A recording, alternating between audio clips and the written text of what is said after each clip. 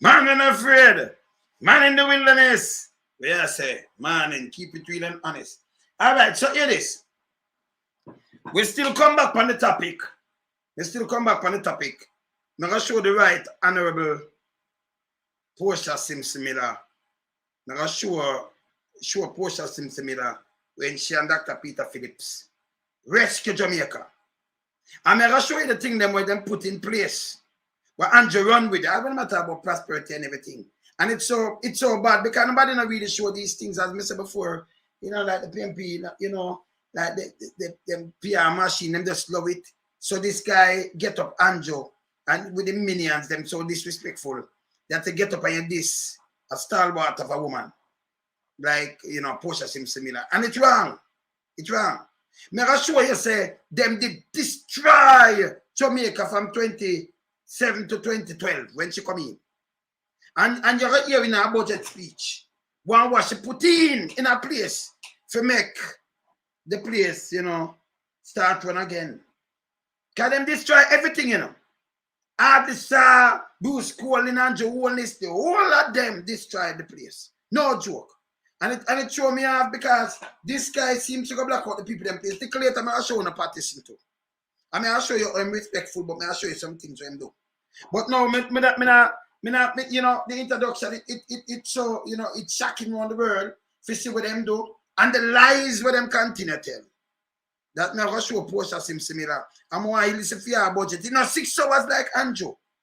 But most of the thing what Andrew talk about are where Portia Simpson Miller did put in place a blueprint. He's really the best baby father for ideas.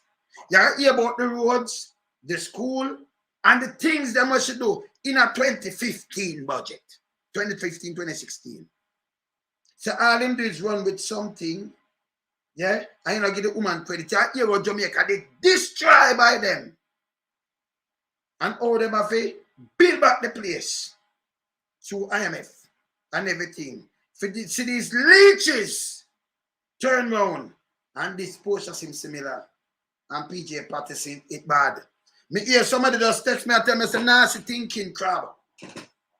Run out, him big and dunce and full to, you know, come here and crush him too, you know. And I say, oh, them put businessman, must see with the tank, in life in a danger because him buy tank. Him there, see the businessman have to invoice. Remember the invoice book, if you have 100 page in it numbered. So that businessman, what matter about businessman, that is not a businessman, that is a liar and crab. If crab you even endorse him, we are going to burn you and show you say you're nastiness too. Because him have page 11, 14, and him go right back one again, them write it. That business place will show up that. And if crab double down, that's why I say him shouldn't be no minister of finance. Remember, that's all dirty criminal anyway. Minister of National Security, our Deputy Prime Minister. Can him that be a fool for going to ask that? Him not have no sense. So I see the brethren send it to me because I rub him out later than I see crab him. No good, none at all. You're not them bad for Jamaica. And a joke me I make. Him is the next one where he might draw down Jamaica bad, you know. Wicked, you know. Yeah? So me here say me on going to ask it because him that be a big, them educated fool and big and don't, you know. The guy have people write 2 different things, 2 different receipts that him show, you know. You can't change the number upon that and one you don't get. One not paid and one not paid. And I mean, I know ever put it out and him never see it before him go chat. But that for sure you all them back criminality. And him should get charged to come and back criminality. Aiding and betting criminal. Same like how them go for the doctor, go for the one day. Doctor dirty thinking crap. Yeah? Alright. Remember, no further ado. Remember, just start with Portia Simpson Miller. When them rescue Jamaica. More want to take key note. I wish she said 2 years, I wish she put in. Before Andrew them come with them trick. Jamaica people should know better than this. The man them destroy the place. Destroy the place. And she come and put in back her thing. No 6 hour thing. But watch this. Watch this.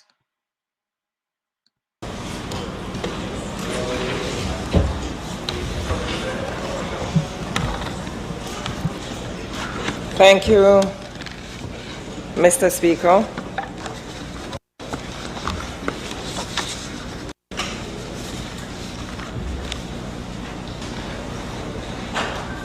Mr. Speaker, I thank my Maker and my Master for his direction and guidance along this journey. As I stand in this honorable house today, I can truly say the words of the psalmist, "The Lord is my strength and my shield. My heart trusts in him, and he helps me. My heart leaps for joy, and with my song I praise him." There are persons, Mr. Speaker, without whom my journey would have been impossible. I want to thank my husband, Harold, for his love and support.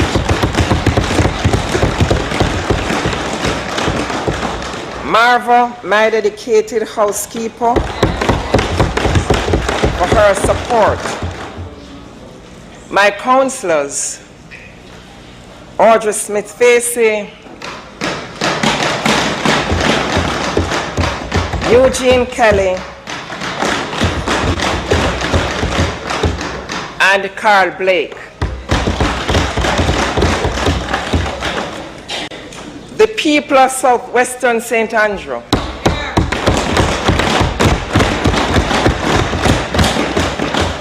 for their love and support. Members of the Cabinet, Cabinet Secretary, and officials of the Cabinet Office, Permanent Secretary,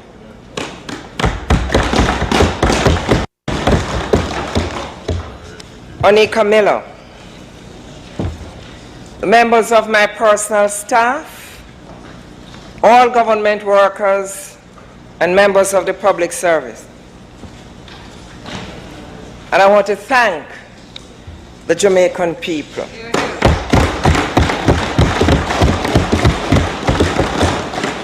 For their love and their support. I want to recognize the presence of former MPs, the senators, and the President of the Senate,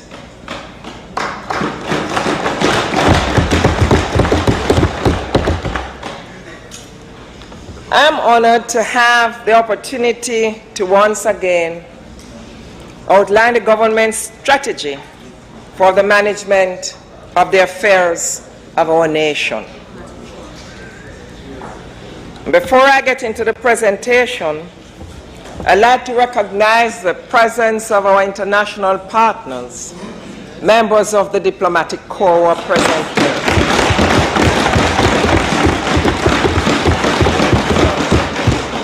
And also to recognize the presence of officials of the private sector organization of Jamaica.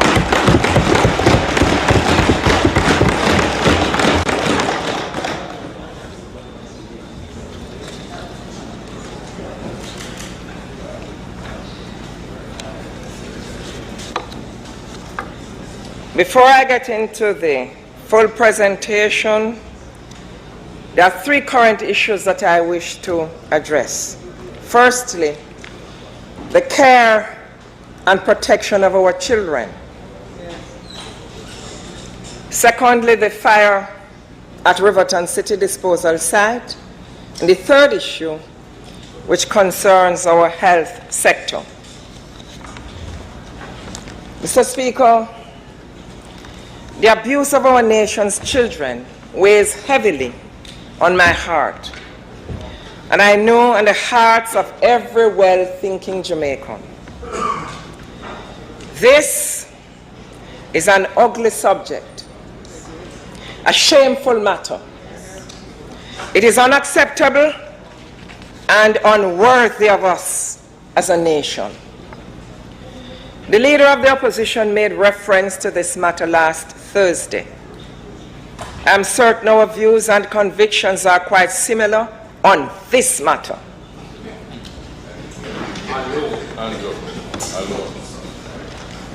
Mr. Speaker, we must stand against the horrific violence being waged against our children.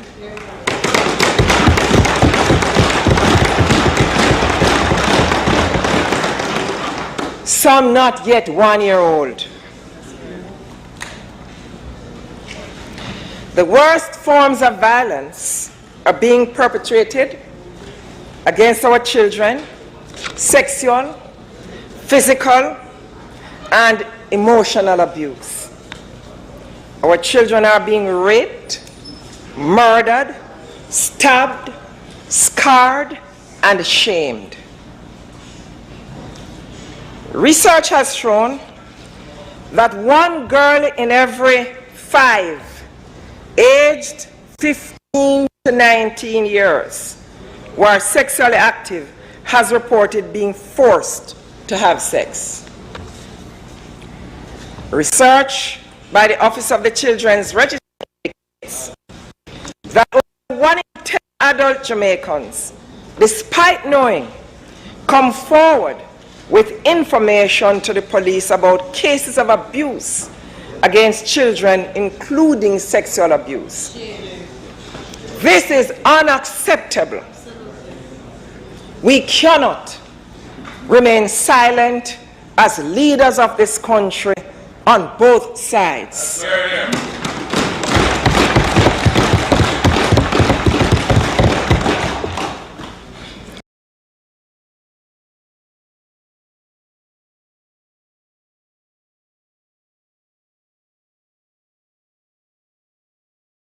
We just take a look at cut. I'll show you the difference between we leaders and people like Andrew Holness, them where as a radam 15-year-old, 20 much years, 15 years, and them want to cut down to 12 and prison them crap.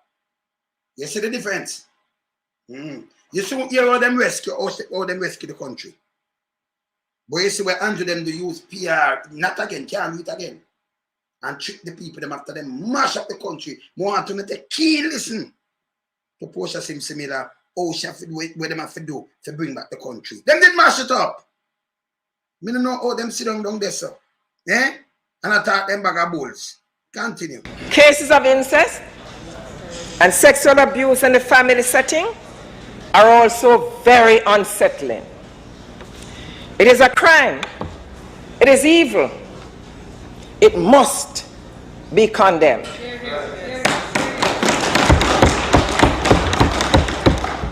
Big men and women, some fathers and mothers, stepfathers, uncles and cousins must leave our little children alone. Ain't no at no for them over there that we're sitting on side of it. Cada one of them they not cleaning one of them. Them no. No for them. You know for them style right now, don't it? Yeah, they know them style. So when Portia Simpson Miller come out and step as a lead the children, the monga and I can't feel nice. I know them that leave pick me alone, you know.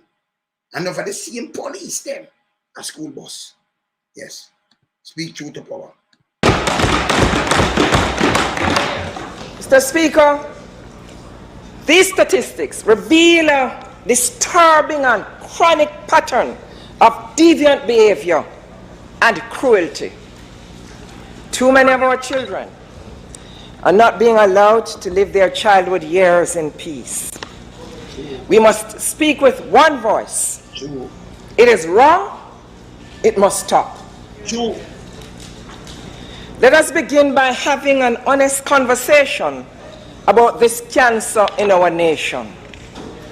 We must inform, mobilize every citizen to recognize, report, and reject the violation of our children.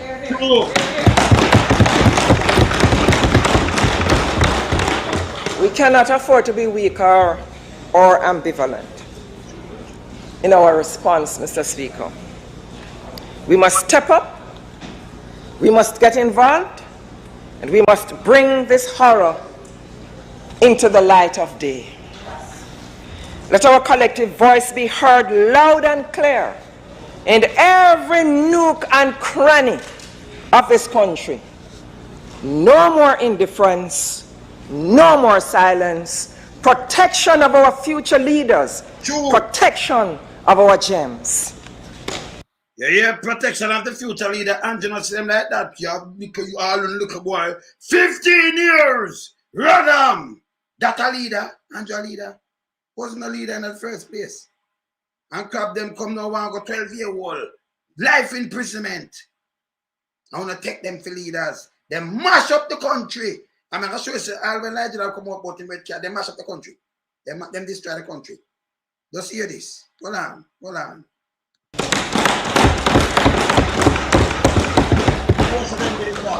The government has established the Office of the Children's Registry, the Child Development Agency, the Center for the Investigation of Sexual Offenses and Child Abuse, Sisoko. However, Mr. Speaker, colleagues on both sides, government alone cannot do it. Citizens have a responsibility.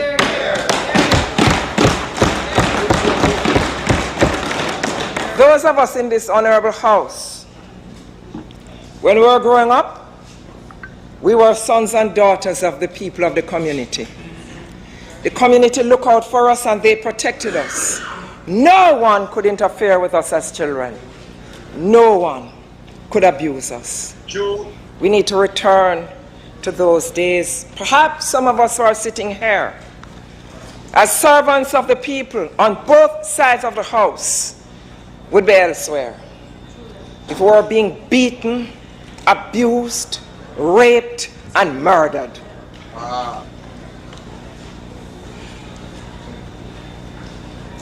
The children of Jamaica, they belong to all of us. True. The African proverb tells us that it takes a village to raise a child. True. We must all make a concerted effort to bring new life to this proverb. Mr. Speaker, we will intensify our efforts to bring perpetrators of these heinous crimes against our children to book and to hold them accountable. I wish to commend all parents who are making sacrifices every day to protect and nurture their children. Teachers who are mentoring and guiding our children. Social workers and counselors who are working with families to heal hurt and keep families together. And citizens and neighbors who are taking action to report crimes against our children. Continue to be vigilant and protect the well-being of our children. We know that the majority of our people love our children and will do everything to protect them. But this evil minority must be stopped in their tracks. And I wish to announce today that the law is to be amended to allow for stiffer penalties where a girl is murdered and the perpetrator knew that she was pregnant. This is to be treated as an aggravating feature in determining the sentence imposed by the court, so that the murderer receives significantly harsher punishment in the form of a longer sentence.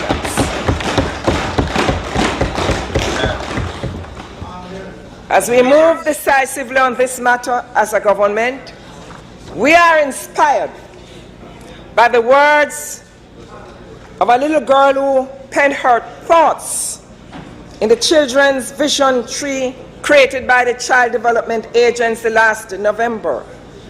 These are the words of young Oliver. I would like Jamaica to be a peaceful place where noise is less and happiness is more. I'd like for crime and violence to stop. I would like it to be like the olden days, where people used to live like one family and as a nation. I would like Jamaica to be the best, and for all bad man thing and gunman thing to stop. I would like Jamaica to be as one, as a family, and as of a nation.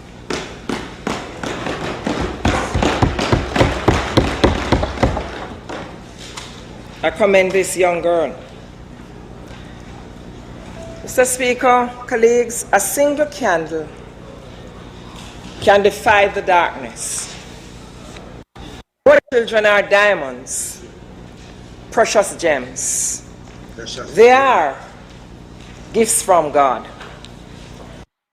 You will never hear that from Andrew Holness. Let him go copy it and come out back with it, because they want to rat them. You want to rat them. I'm a bonnet. You want to rat them. You want to rat them. You want to lock them up and grab him, come out, and lock up a 12-year-old and understand that the kids are the future of the country. We want to teach them, we want to nurture them. You understand? Them don't want to do that. You know them. You understand? Yeah, man.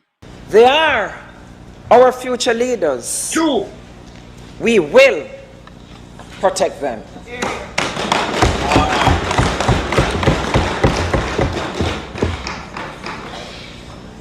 Mr. Speaker, the last 2 weeks have been a difficult period for thousands of Jamaicans in Kingston, St. Andrew, and St. Catherine who were affected by the fire at the Riverton City disposal site.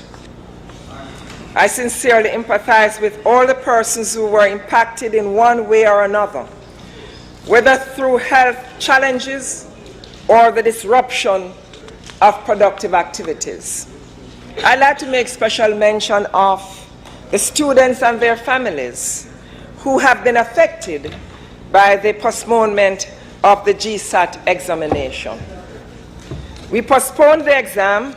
We postponed it after consulting with stakeholders and concluded that this was in the best interest of the students and the integrity of the exam. I know that students and parents have been preparing diligently for these exams. I'm encouraging the GSAT students to go out and do your very best.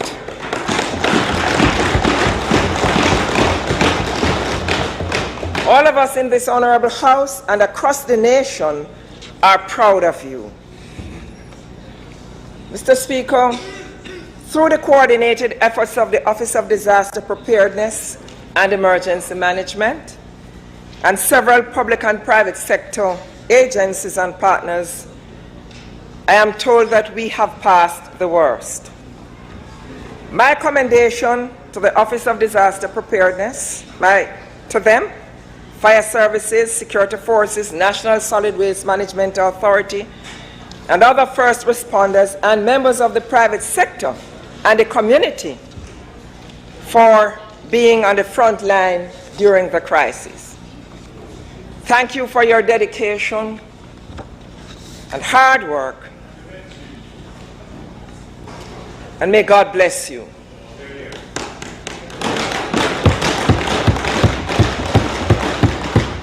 The Ministers of Local Government and Health will provide more information on this issue.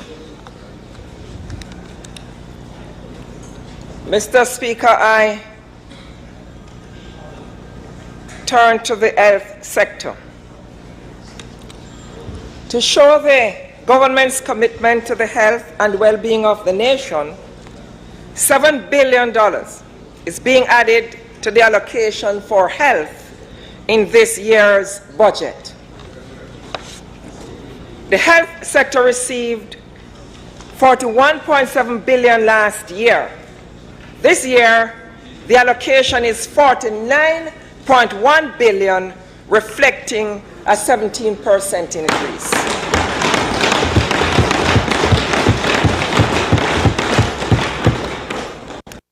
It It is the largest increase in the non-debt expenditure in this budget.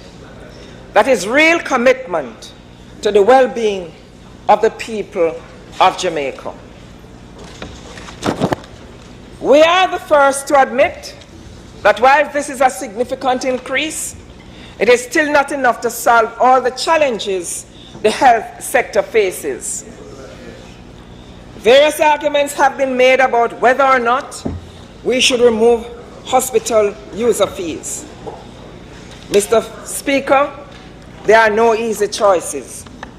The government has commenced the preparation of a 10-year development plan for the health sector. Our response has been to meticulously improve the primary health care infrastructure, especially in rural Jamaica. Okay.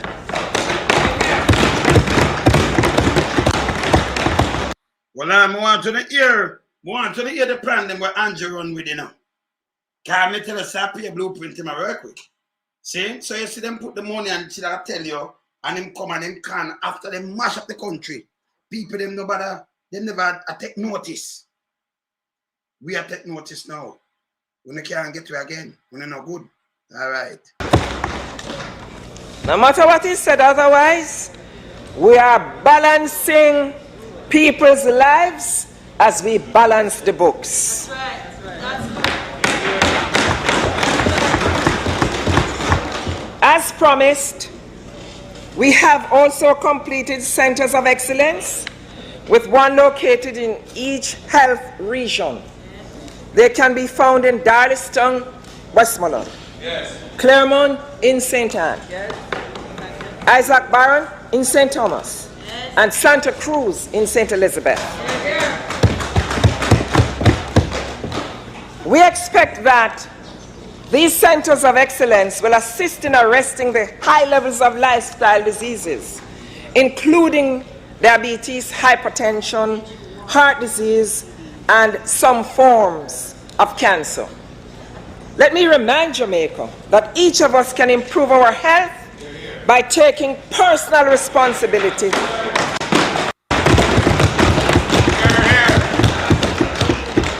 Taking personal responsibility for our eating habits, exercise, and lifestyle in general. And I repeat, that's why when I get to office every morning, I run up the stairs.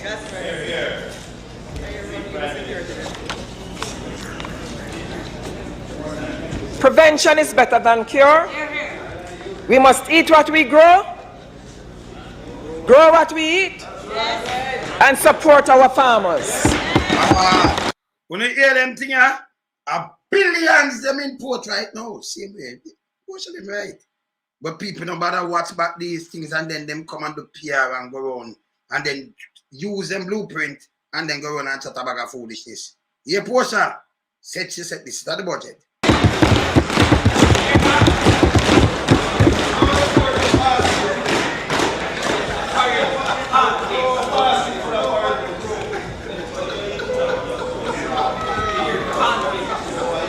Our doctors, nurses, pharmacists, and other health professionals, the vast majority of whom were trained right here in Jamaica, are among the best you can find in the world.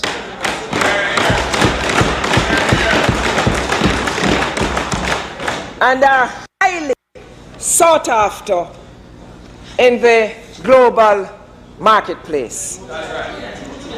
They continue to have my respect and admiration for their dedication and the long hours they work under trying circumstances, often without praise or public recognition. I encourage them to continue their commitment to deliver quality public health service to their patients, to always look out for the most vulnerable in our society. Reality. Morning, Ladybug. Welcome, yeah? All right, good. Who are in dire need of their services. I know that Jamaica can count on your essential support to create the change we all want and which our people deserve. Mr. Speaker, the growth and development we seek for our country cannot be achieved without a healthy population. Hey, remember me never watched this Portia before, but I tell you, a healthy nation is a wealthy nation, right? Education nation is a wealthy nation, same way, right? Just listen budget, and when them put in a place and listen at the budget. We know the foolishness. You understand? The lip service the work. And they discredit, or them discredit, you know, Portia Simpson Miller the other day and PJ Patterson, that it, you know, it flings shockwave right around the world. And the lies and the PR stunt, you know, with Andrew and them foolishness. That can't work no more around here. As long as we sit down here, it will not work. You understand? Get serious. Continue.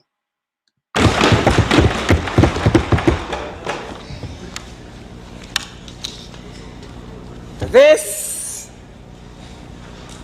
budget presentation, moving forward, jobs, growth, and development, comes after 3 years in office. During that time, the Jamaican people have kept faith with us, working with all their hearts to rebuild and lay a stronger foundation for the growth and development of our economy and our country. Their sacrifices are paying off. Jamaica now stands on the threshold of a brighter tomorrow. People want to listen this keenly. Not my word. Now I'll show you what happened to Jamaica in 2012. You're going to hear yourself what they have to do for care about the economy.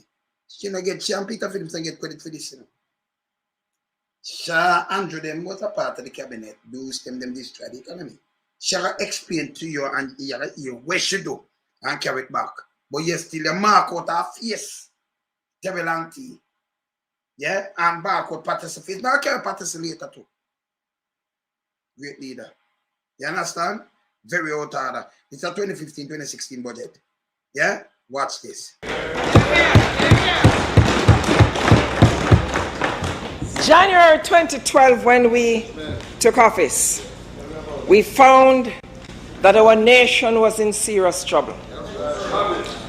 We had to make some difficult decisions in order to fix the foundations of our economy and to protect the future of our nation.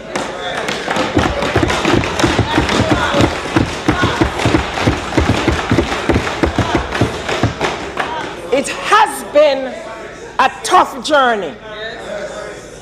There were many times along the way when many persons became discouraged and wondered if we would ever see the top of the mountain. Today we can say that our economy has stabilized. The respect for our country by the international community has been restored.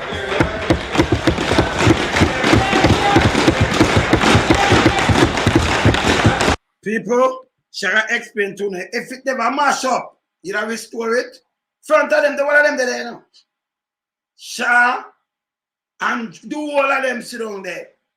Them destroy Jamaica. Enough people don't know these things. Because you see, what them use is PR that are under them. And going at people, they don't chat about foolishness. Some people like, nobody say nothing. And them run with it. When they do the research. And you can't talk to me, man. Destroy the place, man, on dangerous. And then turn on and this. Portia Simpson Miller and PJ Patterson.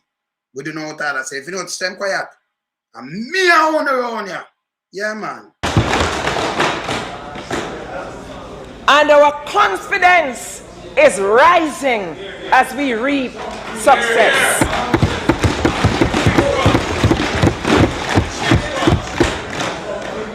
Mr. Speaker, the people of Jamaica are the real heroes and heroines. They recognize the peril facing our country, and they placed their support behind the bold but tough actions that were required to fix the economy.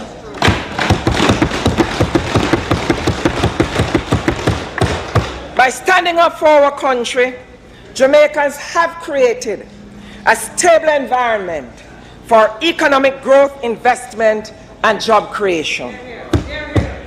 A word to the wise: the Jamaican people are not fooled by the bluster of sound and fury signifying nothing.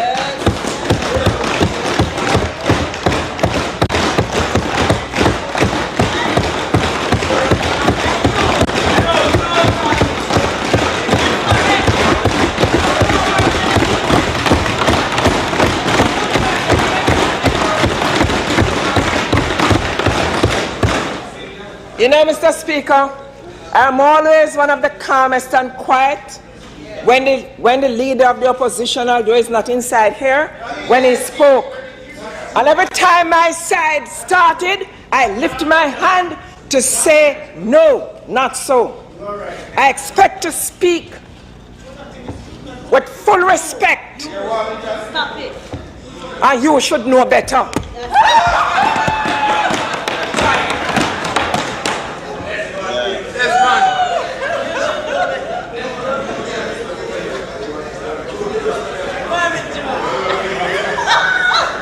You see it? Nobody no like have no mic and why now. And the speaker and rush them in, but she tell us she expects to speak, not with full respect. And telling them she don't know better. And she said when the opposition speak with all respect, she silent, don't listen. Them now have no manners and respect. Now them control the button. Eh? All right, continue.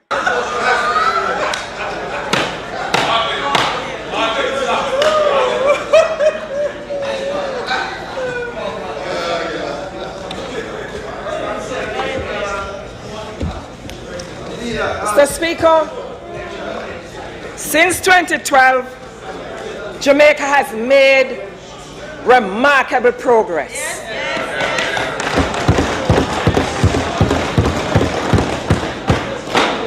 Analysis by leading organizations show that the measures we have taken since then were and are necessary to put the economy on a sound footing for long-term and sustained economic growth.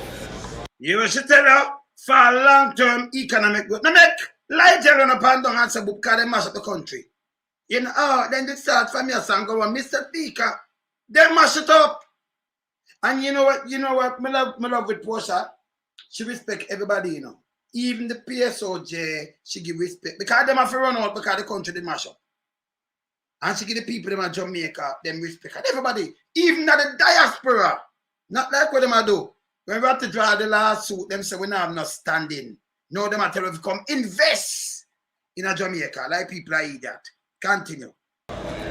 I know that sometimes it's difficult to see progress as it is taking place. But the results speak for themselves.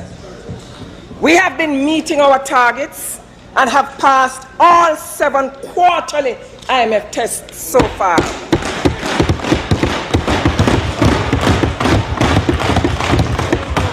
Mr. Speaker, this is progress. The big 3 agencies that rate the economies of the world, Standard & Poor's, Fitch and Moody's, have kept a close watch. They all agree that we have been meeting or surpassing our macroeconomic targets. As a result, Jamaica's credit worthiness has been upgraded.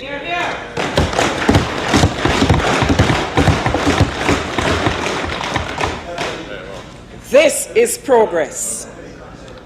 These favorable reviews have been able to access loans, especially in the overseas financial markets, and to positively influence investors.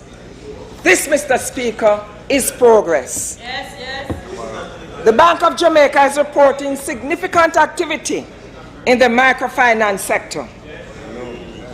This is progress, Mr. Speaker.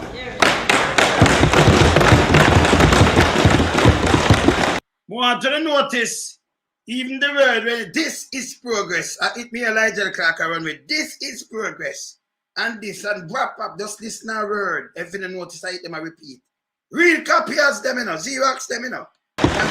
These things have only happened in the last 3 years. 3 years. We have rebuilt the economic foundation of the country. We have restored international credibility. This is progress.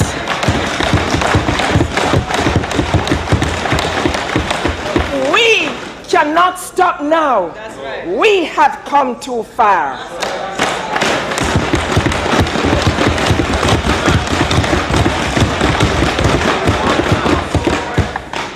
We have to find the resolve to complete the journey to economic prosperity.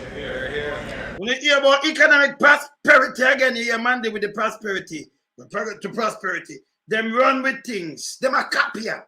More to listen about the road and everything was put in place, you know. Continue. As Jacob Miller sang, forward ever, backward never.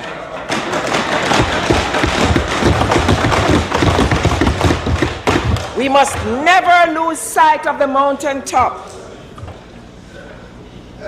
We will climb and we will get there together. Let us be inspired by the vision of our founding fathers who won our political independence and who in turn bequeathed to us the mission of gaining our economic independence. We are moving in the right direction.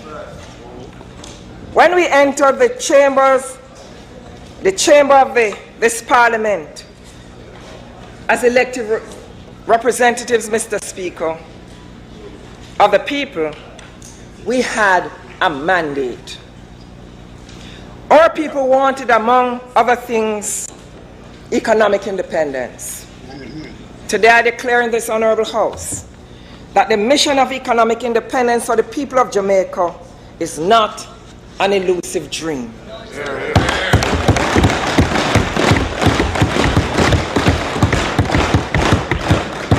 My government remains firm in its resolve, despite the difficulties, to work hard to make it a reality for our people. And we will not fail because we are working for that glorious day. Mr. Speaker, lest we forget, in January 2012, Wanna listen, please. Wanna listen good. Take note. January 2012. This is when Save Andrew was a prime minister for a start time.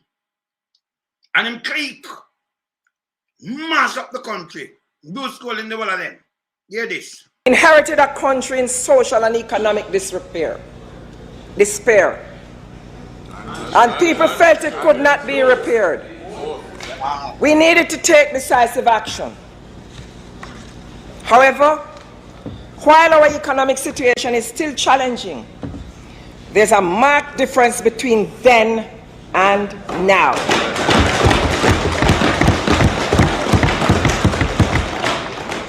Foreign direct investments have rebounded under this administration. In 2011, the FDI receipts stood at US $218 million. The year 2011. By 2012, our FDI receipts had more than doubled and went up to US $490 million.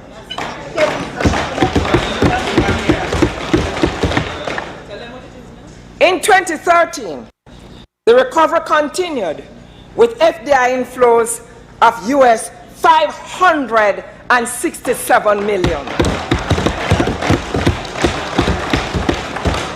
Mr. Speaker, just last week, the Bank of Jamaica announced that Jamaica attracted US 707 million in foreign direct investments over the 12 months.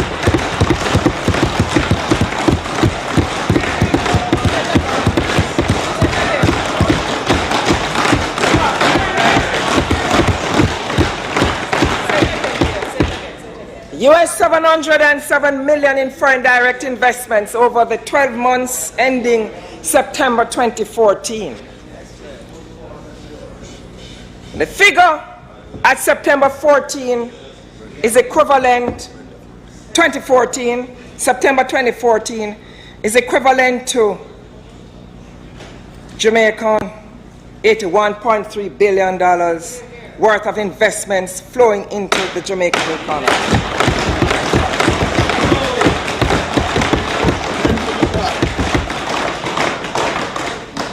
Mr. Speaker, this is progress. You see, there's indeed a marked difference between then and now.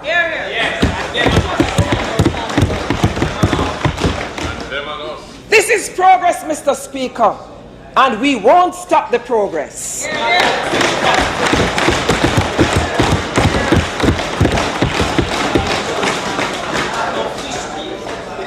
The opposition continues to weave a tale that nothing is happening in the economy and that we are worse off.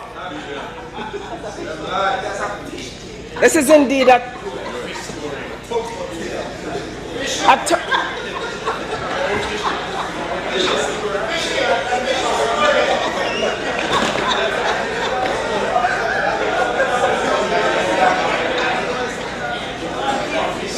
Mr. Speaker, that is indeed a tall tale, a fairy tale. The IDB country representative is on record as describing Jamaica as a sweet spot for global investments.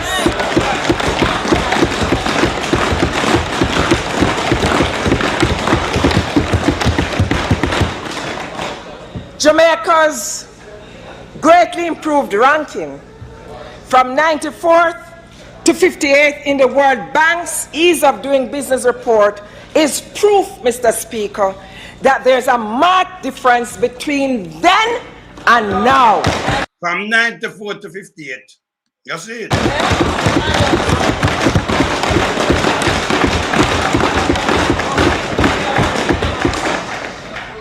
And I can go on. The highly influential Forbes magazine has named Jamaica as the best Caribbean country in which to do business.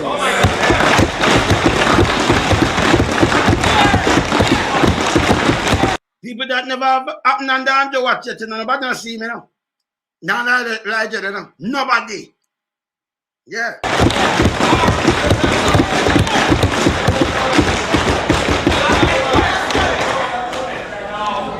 This is progress. The ILO 2015 Global Report.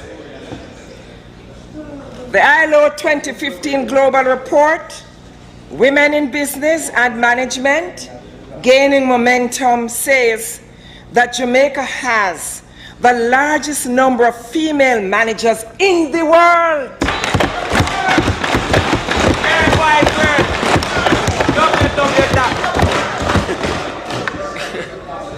I'm talking about our small population in the world. Worldwide.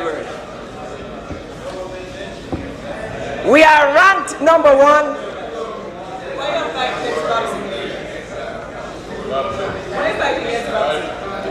We are ranked number one with nearly 60% of our managers being women. That is not only progress. Not only progress, it is progressive.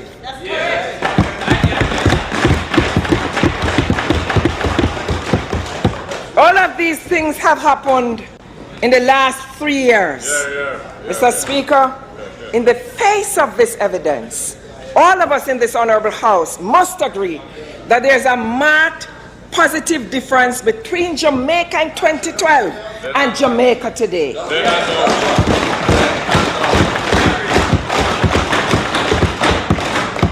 We have rebuilt the foundations. We have restored international credibility.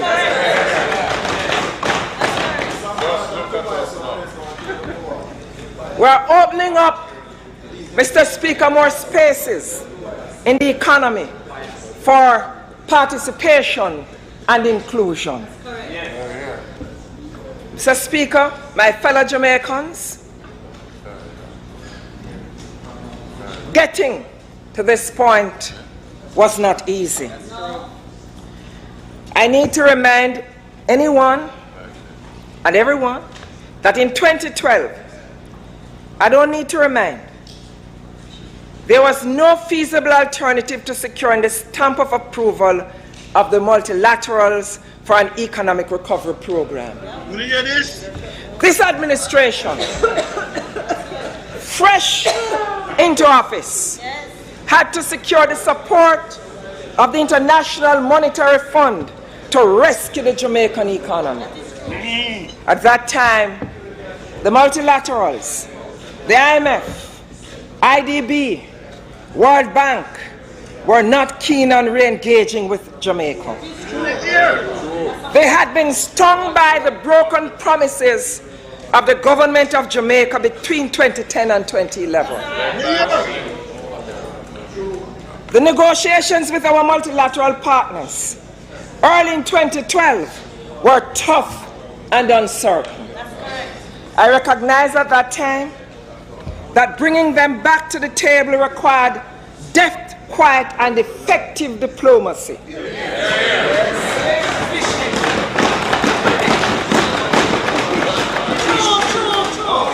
And so my team got to work. We had to secure the support of our friends and stakeholders at home and abroad. That was efficient. They included our bilateral. You used to watch one of the destroyer, yeah? Watching the nasty face. Eh? And them are going to them. And multilateral partners.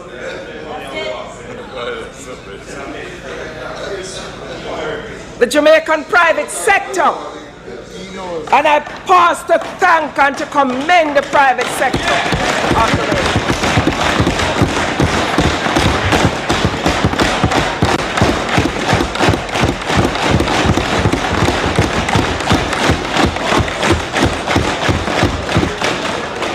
Thank you, Mr. President, and the presidents before.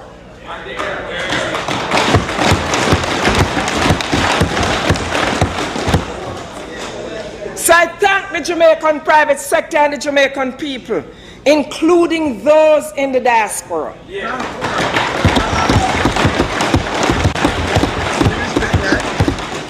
You see, Mr. Speaker, we could not allow Jamaica to fail. Fortunately, thanks to our enlightened policy of engagement, which we on this side of the Honorable House have been pursuing since the 1970s.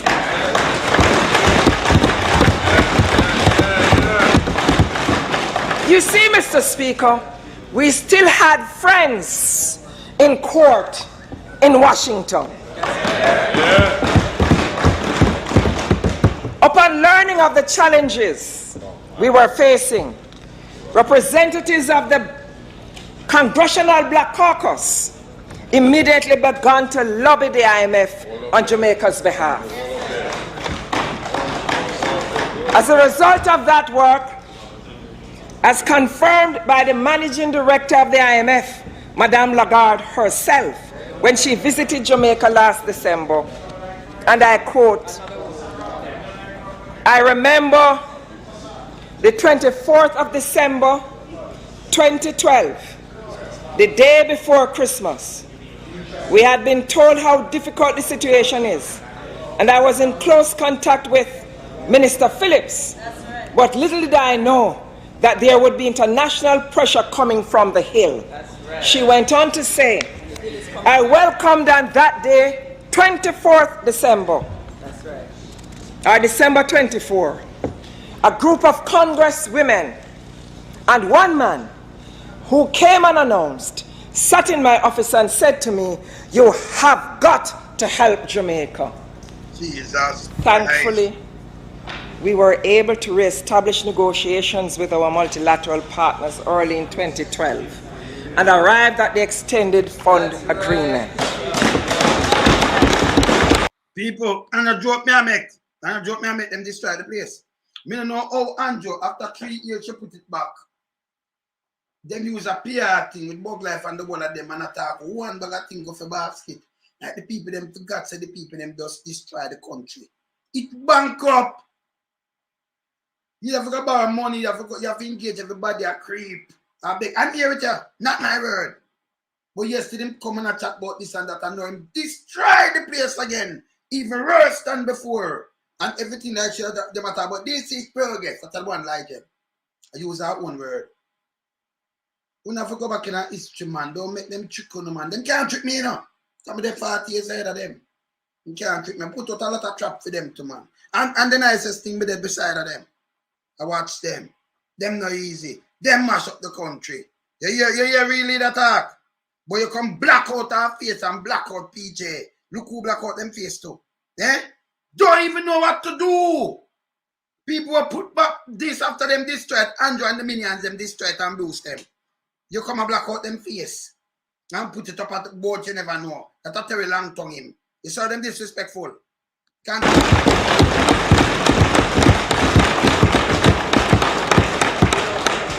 Quiet, behind the scenes diplomacy won the day for Jamaica. Not noise, not bluster, or bullying, and certainly not arrogance.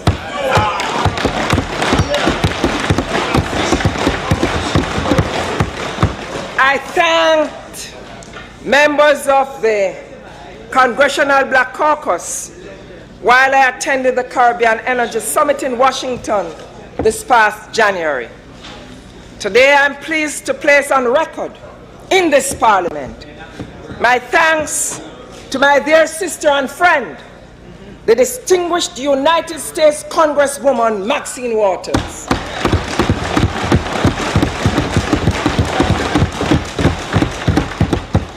I also wish to thank Congresswoman Yvette Clarke,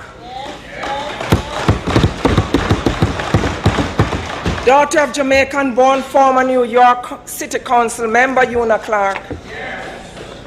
I also express the appreciation of the government and people of Jamaica to the members of the U.S. Congressional Black Caucus who spoke up on behalf of Jamaica.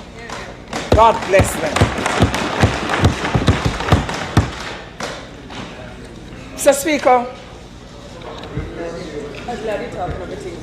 there can be no doubt that having signed off on the economic reform program, which is a central tenet, Mr. Speaker,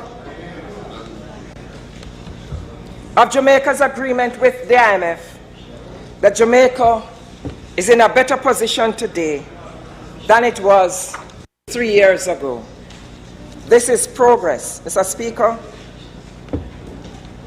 You see, others would have you believe that we have not made any progress.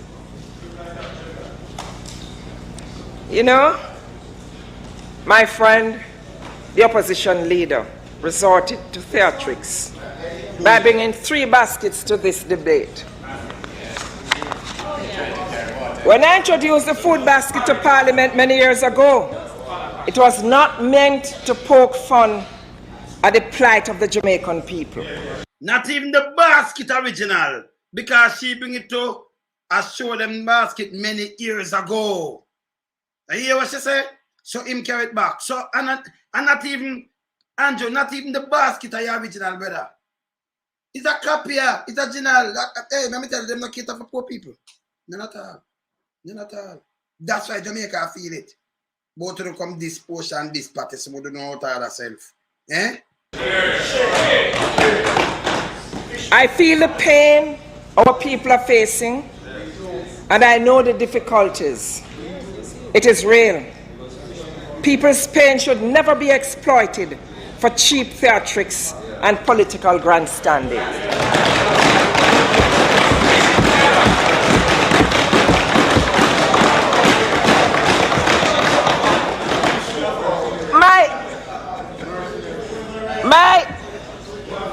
My greatest concern, though, is that the items in his food baskets were imported. I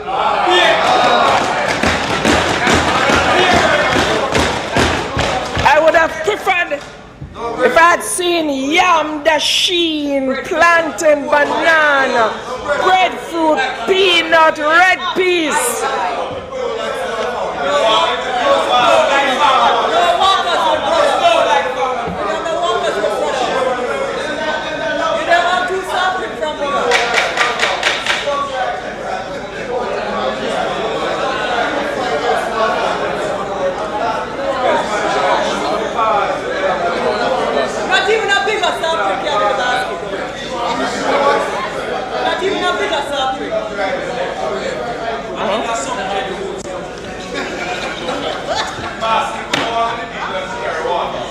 I understand that one MP from rural Jamaica brought me a big basket of local food. And so I will consume that so I can run even faster and be even stronger.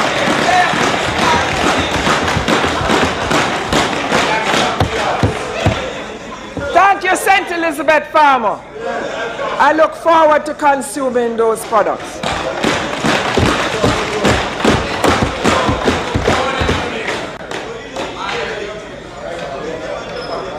On behalf of the farmers of Jamaica, I say, we must eat what we grow and grow what we eat.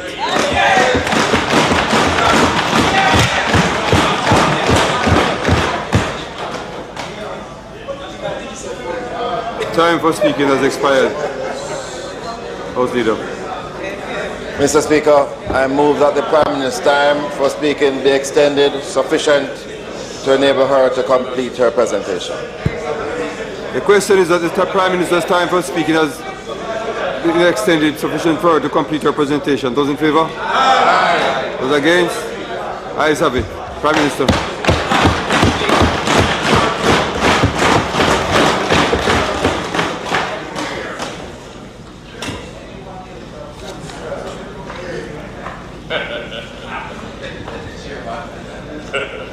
You know something, Mr. Speaker? Sometimes attitude and behavior give me the feeling that some people are green with envy that we are passing the IMF test.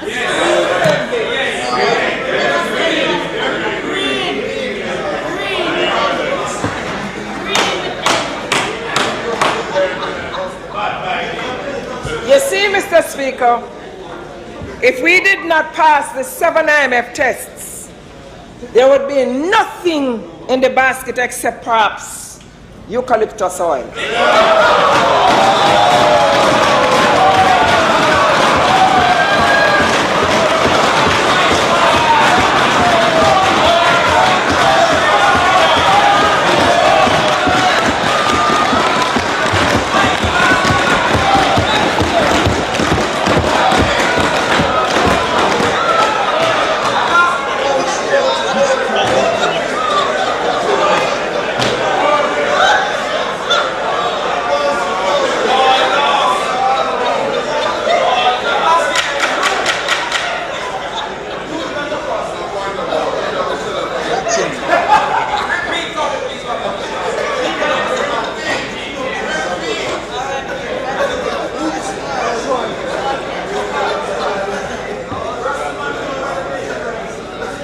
I ask the question, Mr. Speaker, do they want progress for Jamaica?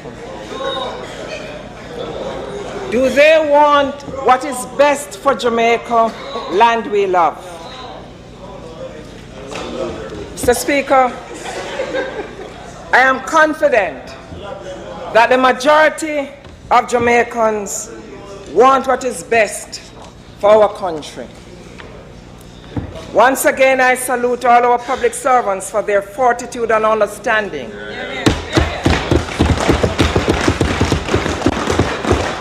And ask for their continued support to see the journey through. They want the best for our country.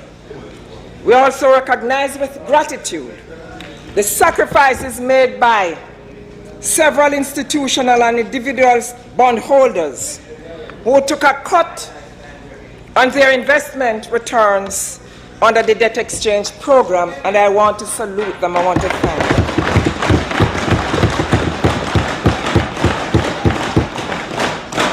I know that they did it because they wanted the best for Jamaica. Our growth agenda, guided by our fiscal policy, is designed to achieve the best for our country.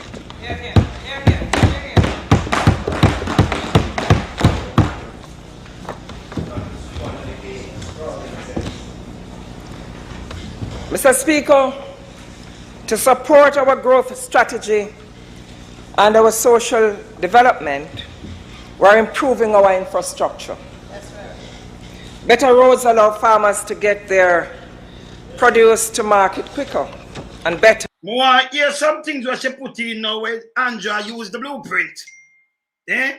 And I go on like him as Paddy and them, and I repeat all her word too. As he asked them. And them destructive. She wants to see the children of Jamaica protected. Andrew want to prison them, him and crab them, the whole of them. Again, tie they hang them by them neck. 12-year-old them want to go from prison. Life imprisonment. Them they couldn't be no good, no leader, government and nothing at all because the kids are sponges. You understand? We know better than that. And but Radam and this and that and all kind of foolishness after them destroy the country.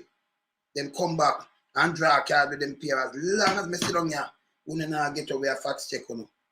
Yeah man. Mash up the country and then turn around and black out Portia Simpson Miller and PJ Face. TerryLong T. Eh? Portia Simpson Miller will walk the journey and do this from way back down say no. Council come right up the step. Them not take her and push her in. Like over the JLP part and pushing some woman.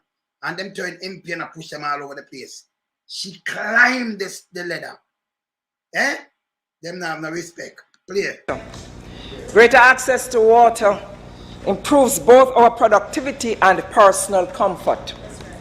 Building more homes increases opportunities for employment, fosters better community life, and allows more Jamaicans the opportunity to own a piece of this rock. That's right. These will lead to greater productivity and efficiency and ultimately economic growth and development. Mr. Speaker, the public sector, public-private partnerships, and the private sector on their own have implemented several infrastructure projects. I begin with the nation's roads. Last year, I opened the Moneeg leg of the North-South Highway. This is the same highway with all this picture, you know, and I show you know. I will be correct on this. With a talk and Dr. Francis I say yes, you know. The north leg of highway, north south link. Does this one who open it? Me show it too. But does this one who open these things? And not him. A blueprint. Be a blueprint. And what it up now, what they did, him just come and mark. Him not do nothing now. Holness not do nothing for him, nothing at all. Uncle needs where they want to push down on people. And like jail. You understand? You tell?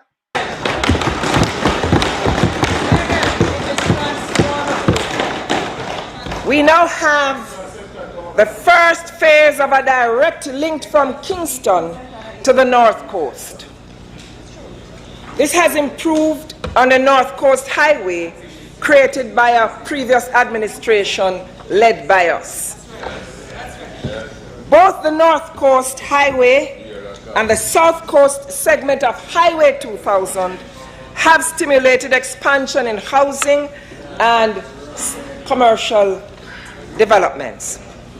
The same holds true of the North-South Highway, which is being developed with private capital in partnership with the government. I commend China Harbor Engineering Company for their significant investment, which is well in excess of US $600 million in the North-South Highway project.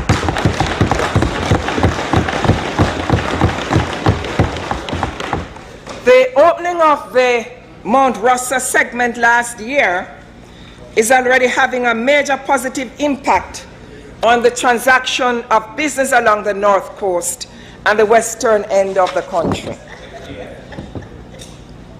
Mr. Speaker, passenger and business commute has been made easier, and persons now have greater options in determining whether to live in Kingston or in St. Anne. That is development. That is progress. We are moving forward.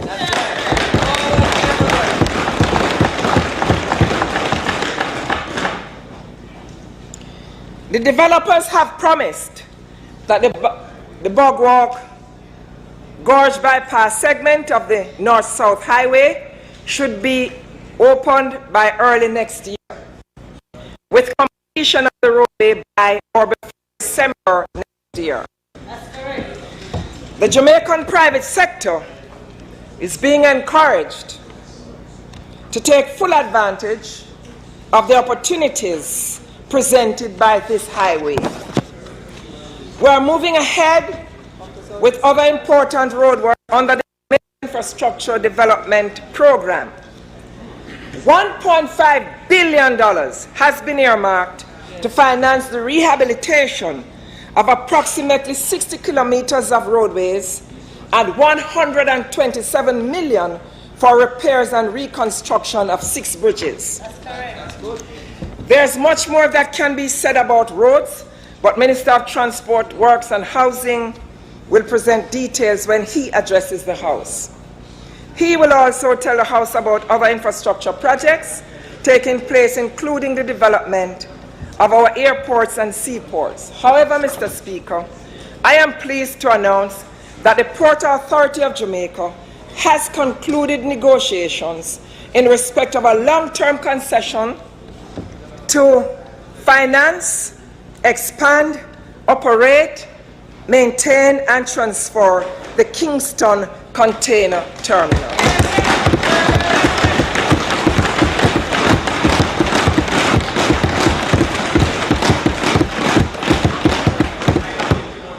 The Cabinet yesterday gave approval for the signing of a concession agreement with the preferred bidder, the Terminal Link CMA CGM Consortium. The official signing will take place on April 7. The agreement contemplates dredging, optimization and expansion of KCT in 2 phases, which will include dredging of the ship channel, turning basin, and some berths to accommodate post-Panamax vessels. Phase 1 also contemplates significant civil works to retrofit and deepen some areas of the berths. Mr. Speaker, it is important to note that this transaction does not require a government guarantee and is the first transaction that would be included in the contingency ceiling legislated in April 2014.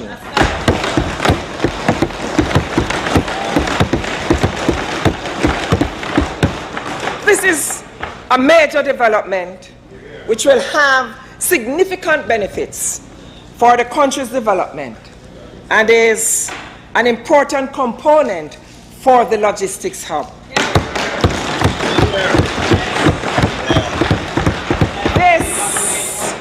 This is progress. We are moving forward.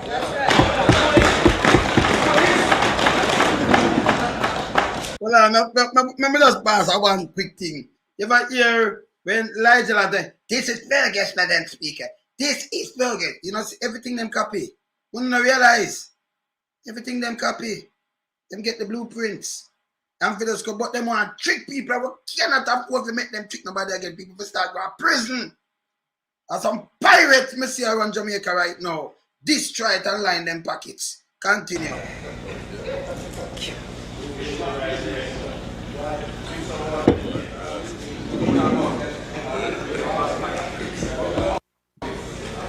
Speaker, water systems are essential to meet the domestic needs of the people, as well as to boost agriculture, manufacturing, and tourism expansion.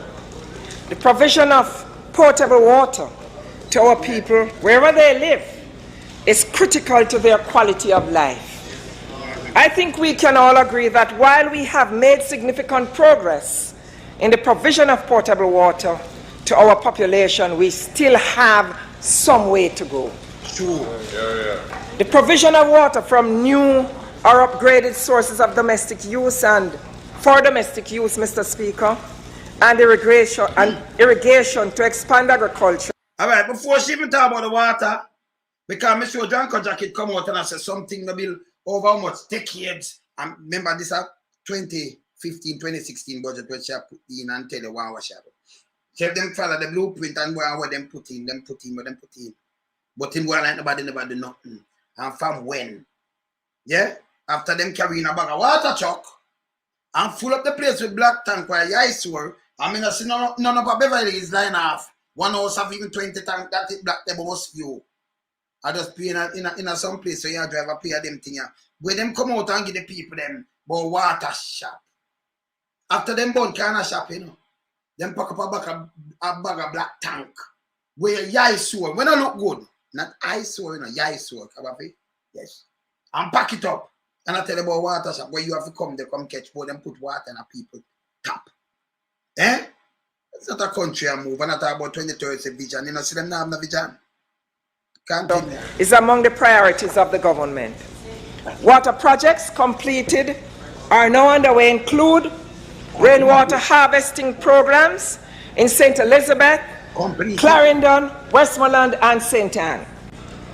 Over 170 million was spent on 20 rural water supply and pipeline upgrading projects across 9 parishes during the last 3 years. So when she spend that and upgrade the pipe, then when they must spend money, they must spend billions and I talk about pipe and rat note. But this last 3 years when she come in, she upgrade a lot of pipes. That me tell you, and them a talk about over how much decades. You have to watch about these things. Them a liar. Them dangerous are chopping money. Several rural communities in Westmoreland, St. Elizabeth, St. James, St. Mary, St. Anne, St. Thomas, Portland, St. Catherine, and Clarendon benefited from these projects. I'm taking my time to go through because it is said we have done nothing. And so I'm highlighting some of what we have done so far. Well, I'm just get a breaking news here, people. Let me show you what I just get. Look on this. Let me just catch up back. Breaking news. Just get a breaking news here. Look on this. So we can catch up. Okay. When you see the breaking news here, breaking. Court strike down amendment to Constitution to extend retirement age of DPP. Court strike it down. So the DPP, if you just pack up and go, no, right now, leave. See it here? So I'm going to follow up this. See it? So the court strike down the extension. Because you're not supposed to get the extension, that's a foolishness. These people sit down and give strike 5 extension. And she itch up there like acrobat. She figure her yard. She had destruction to Jamaica. You understand? Yes. Continue. We're soon going to follow up that. And by the way, people, we hear from RJ News this morning. The idiot foo-fool crab him run out. The foo-fool idiot crab. National Security Minister crab run out. And I talk about the man, businessman, with water and people put him life in danger. Now, we have the two invoices. Can I receive that, you know? Invoice where them write that a criminal act. And him run out that for sure you. If we get charged for aiding and betting criminal too, you know. Dirty Nazi crab, you know. So me want to get that because them just see it come on our news. I want to get it to plate and rub out the crab. Because that me I try to show you have to listen them keenly. And the arms also them put up with. All right. Continue.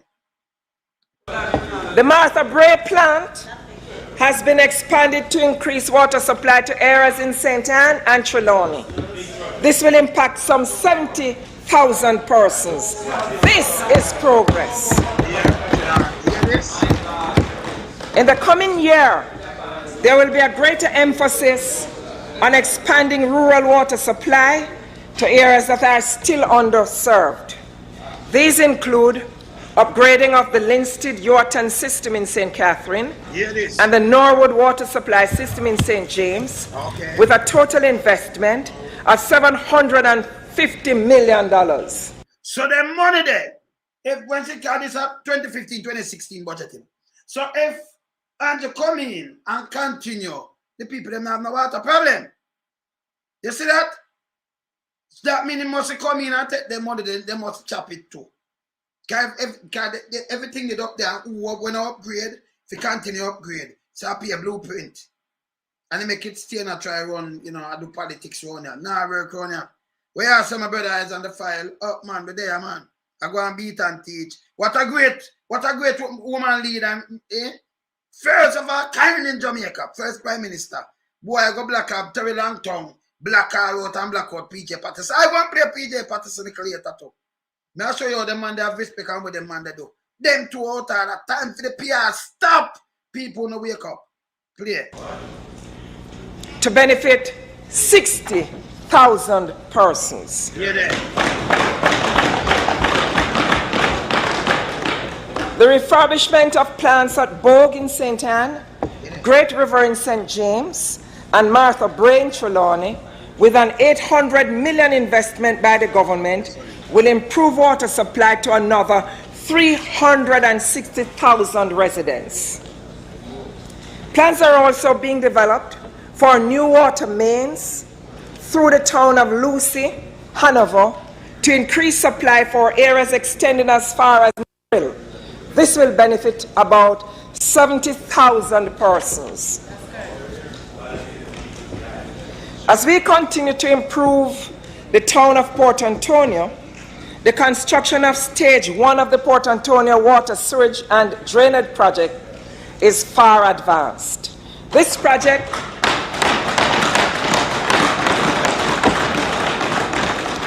is estimated to cost $1.9 billion and will benefit 75,000 people. This is progress. So you see the one of the water thing that put in place already. And she plan when we go through, or when I go through 2016, anything where you see them stop and start a fair plan, them same everything. The money they did and put in place and pass already.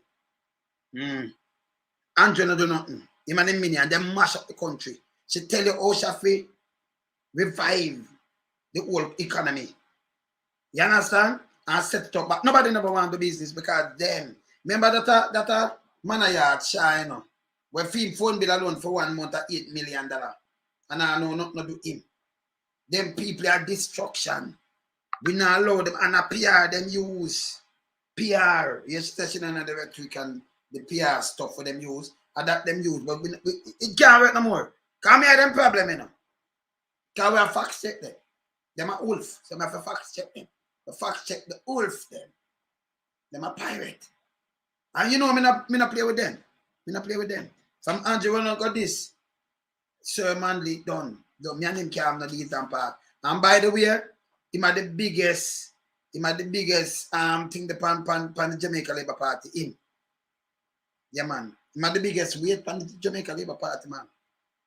You understand? Yeah man. I'm a right down right now. Who them say a star, that's not a star. That star that not shine. That's how that rust. Yeah man, continue. Are moving forward. Mr. Speaker, several areas in rural Jamaica will benefit from a range of ongoing water and sewage projects in this upcoming financial year, representing a total of $5 billion. $5 billion in capital expenditure by the government. I will mention just a few of these projects. $1.2 billion is being spent on the construction of a groundwater artificial recharge facility in Innswood, St. Catherine. $450 million is being spent on the construction of the non-Parallel to Orange Hill and retirement water supply system in Westmoreland. 20,500 persons will benefit from this water supply system when completed. $205 million being spent on the construction of the Mason River, Kellets, Bullhead, and Sandy River water supply system in Clarendon, which will benefit 6,500 persons when completed. $170 million for the construction of the pipeline from Nain to Junction in St. Elizabeth. 25,000 residents in these communities will benefit from improvements in their water. So you notice the one of the money there, it passed through the budget. And shall tell you how much money they spend for the fiscal year. When him come in the February, where the money gone? If them just continue and do what, then you not about no joke about this government, because that government drank a jacket, don't come back, come talk about no government and nothing. You know? We know the money they did there and we know where it start. That means you want to stop something and want to chop the money too. Say, we're not short on the water. Them set it up. Them take you out of the hard time. We don't know the people in Jamaica full. All people for wreck our economy. When mash it up with IMF, that means it done. It done like Haiti. And she revive it. She and Peter Phillips, them, the whole team revive it. And you make them come trick you with basket and do PR. And I put her about Peter P, you're too vulgar.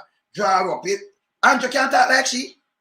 And she don't have to chat for not 6 hours. Eh? She work. Where them do? Them a jerk. Them a jerk. She work. Yeah, man. Continue. Supply. In this upcoming financial year, there will be greater emphasis on expanding rural water supply projects to areas that are still underserved. This, Mr. Speaker, is progress.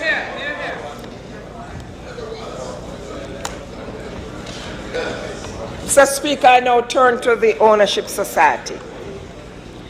The progress we have made in the provision of land and housing for the people represents a significant effort to improve their quality of life.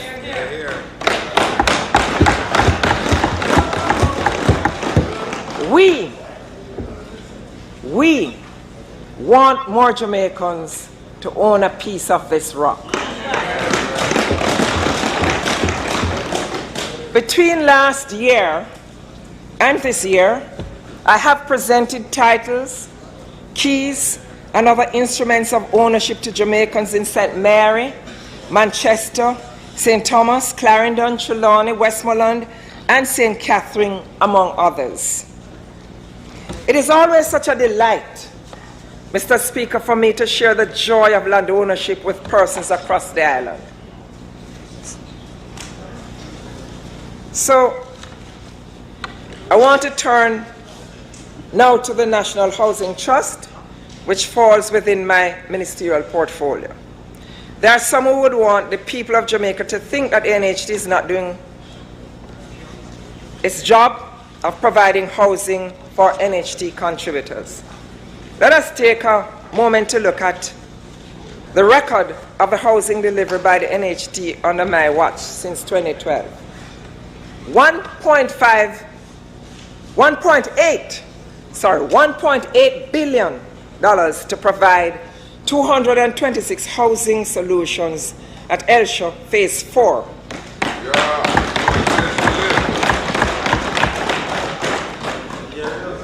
some 2,219 houses and serviced lots delivered to NHT contributors since January 2012. These developments are all over Jamaica. Majestic Gardens in St. Andrew, Bushy Park, Union Estate, and Camanus in St. Catherine, Longville in Clarendon, Marysville in Westmoreland, Mailersville in Westmoreland, Crichton Hall and Belrock in St. Thomas, Nashville in St. Mary, Perth in Manchester, and Hamden in Trelawney. Hold on. So although they mash up the country, she still, there's some things she do, although they mash up the country, put it back, but I do everything same way. Although them did wreck it. Andrew and the one of them, the wrecking ball, them wreck it. You see this? Yes, man. Continue. HT construction projects now underway include 113 lots. These lots in Balaclava, St. Elizabeth,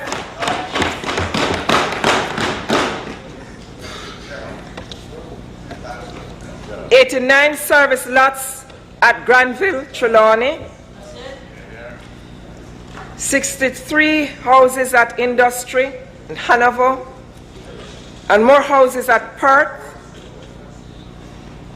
Manchester. Yeah, the difference with Portia now and Andrew. Andrew does come and say, we build the most this, we do this. She definitely tell you with them there, you know, you can't go look. All the people them can say, yes, them there, we build them, we get them. So you know real from fake. She tell you. Notice how me can explain it, me say, me crash, me tell you where me I come from and me crash. Them go come and say, this one, that and that. No go so. Fake. Andrew the fakest, the liarest thing ever. But when you run come this, Sister P. You know to all other man. And Elsh, as well as 351 serviced lots at Money Mosque.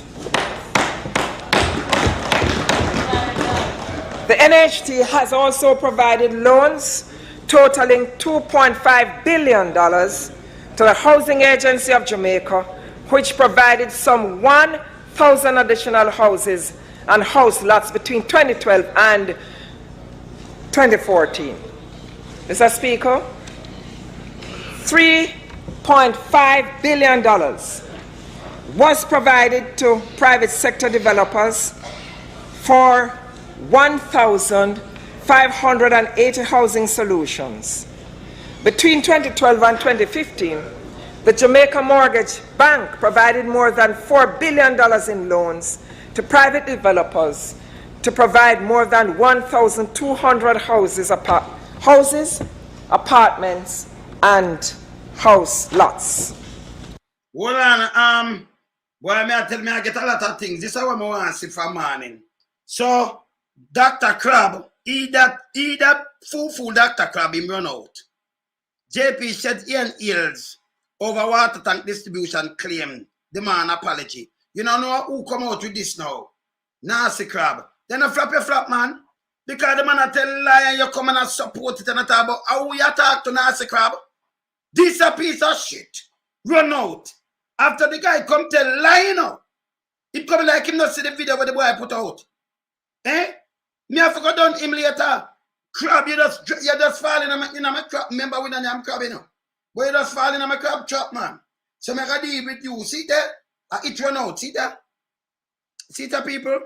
I run pan radar that me tell you them fool. Big fool and dunce. Eh? See that? General Secretary Dr. Crab. Yeah? I condemn statement by Ian Ears and I talk about apologize. You know, see my idiot? Me I go straighten him when me done. Yes, Crab, me catch you, man.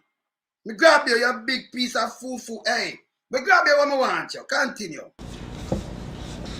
These housing solutions are located in Discover Bay in St. Anne, Negril, Westmoreland, Montego Bay, St. James, Huddersfield, St. Mary, Maypen, Clarendon, Manchester, Spanish Town, St. Catherine, and in St. Andrew, Kensington Avenue, Charlton Road, Red Hills Garden, Stillwell Road, UWI Campus, Halifax. So, Mama P tell you everywhere where she belongs.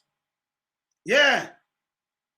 You understand? Everywhere we should do the house, them and like them come talk about we do this and we do that. She have to prove them and you see it. Come up pass over them house too, you know. Yes. You understand? You see the difference from government and criminals. Continue. Fax Avenue and several others. Mr. Speaker, this is progress. This is government at work. We are moving forward.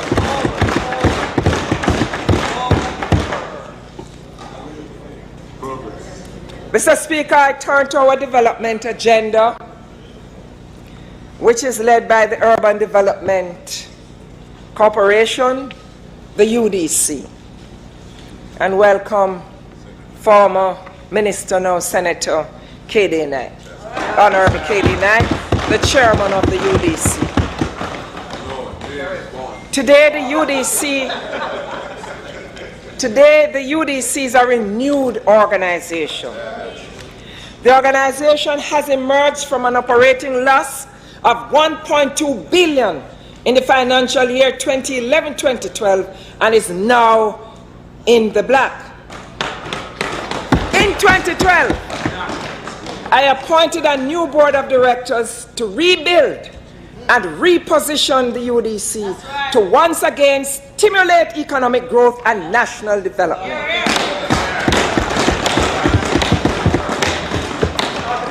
3 years later, a stronger, more focused UDC has emerged.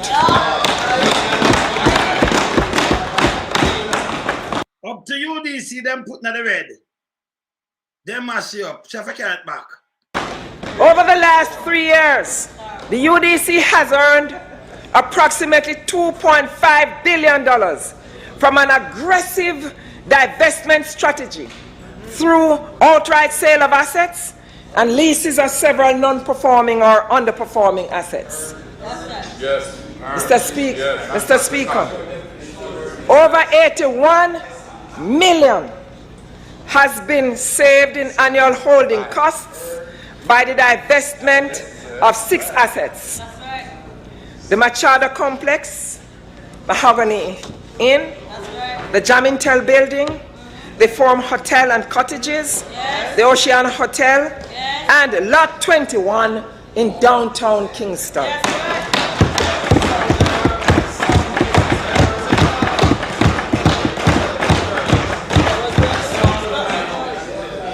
Members of this Honorable House, it has not been an easy road, but today I'm pleased to say that the UDC is projected to make a modest operational profit by the end of this financial year.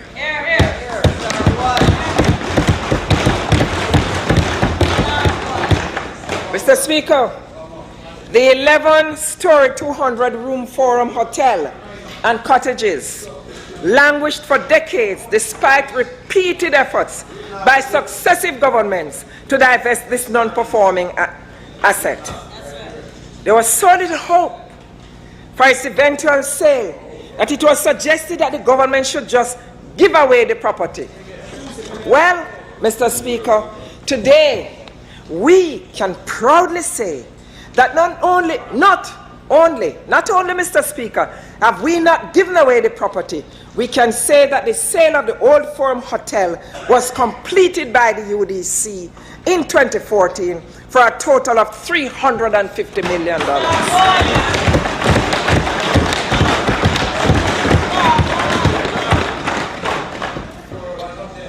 The property has been sold to a Jamaican private sector group, Portmore Marina Development Limited, which is transforming the site into a one-of-a-kind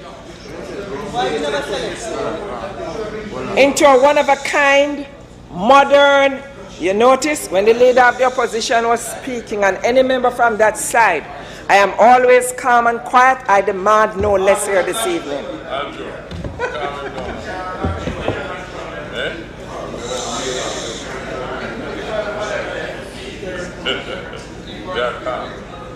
I understand Warrington outside.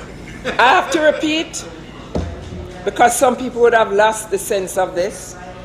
The property has been sold to a Jamaican private sector group, Portmore Marina Development Limited, which is transforming the site into a one-of-a-kind, modern, residential and commercial waterfront development.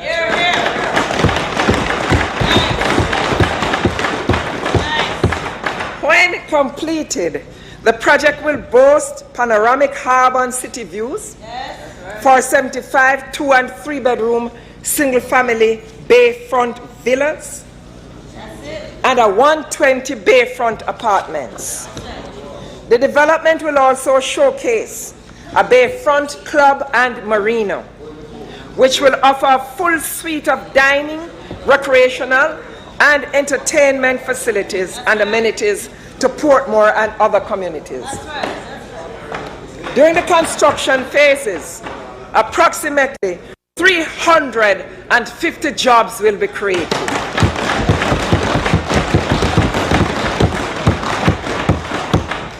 Within 18 months, the overall project will result in investments of approximately $2.2 billion. Mr. Speaker, this development project will bring an exciting new dimension to the municipality of Portmore.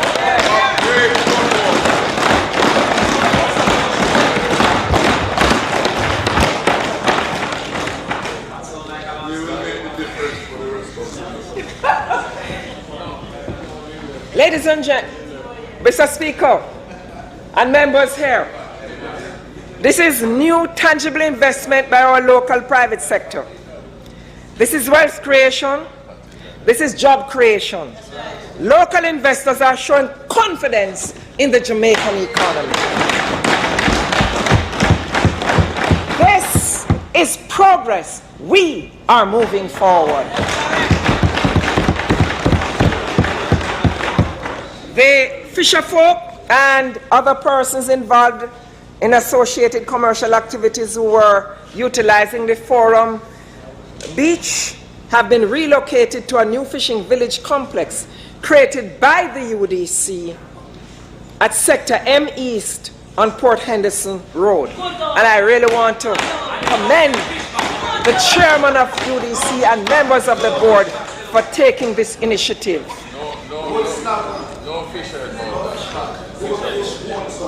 Several shops are now in operation and the new fishing beach is being utilized. A formal management group representing fisherfolk, vendors and other commercial interests has been established and have already received training. They have applied for permission to form a fisherman's cooperative, and that was given. This new fishing complex is open for business. You can go there and enjoy some lovely fried or steamed or roasted.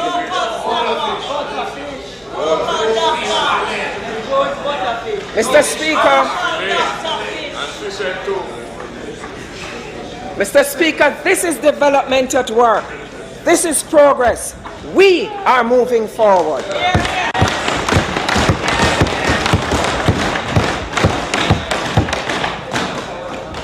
Another facility owned by the government, which had been slated for divestment over a prolonged period of time, is the Old Ocean Hotel in downtown Kingston.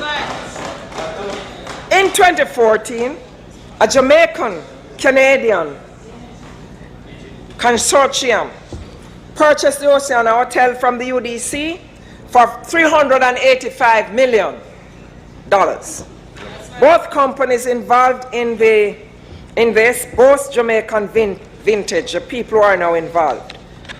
Mr. Anthony Alberga is the chairman and CEO of Downing Street Partners, Reality, a proud Jamaican whose talents and professional expertise in real estate investment have taken him overseas.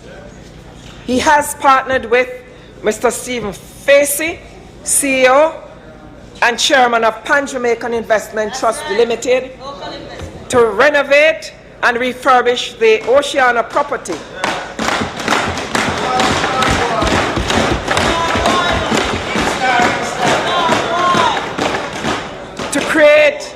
an upscale hotel and multi-use business complex.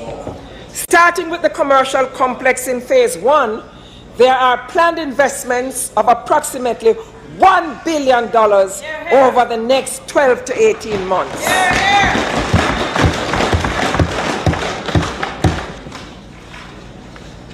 Honorable members, Mr. Speaker, honorable members, the full rollout of the overall development, inclusive of the hotel operations, will also see additional investments being made in future phases.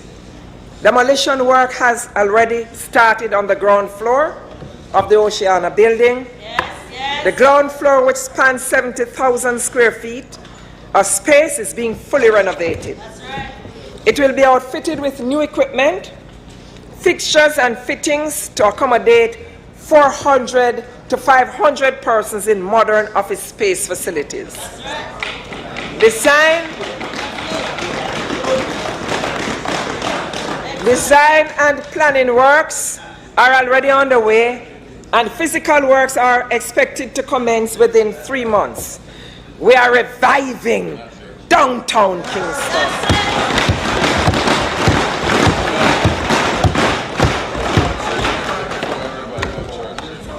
We are bringing back life to downtown Kingston. This is progress.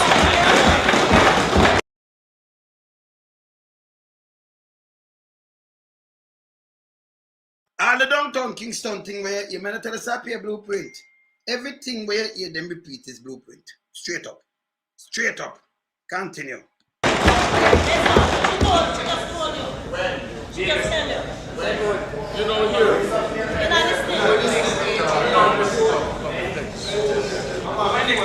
This is such a bold undertaking, Mr. Speaker, is not new for the Pan Jamaican Investment Limited, one of our leading and highly successful property conglomerates. Today, Stephen Facey steers the ship of Pan Jam conglomerates, which is also responsible for the construction of the 129-room courtyard by Marriott Hotel in New Kingston. This hotel will be opened by this summer. We salute the Facey family for these important projects, continuing the vision and legacy of its patriarch, the late, great, Honorable Maurice Facey.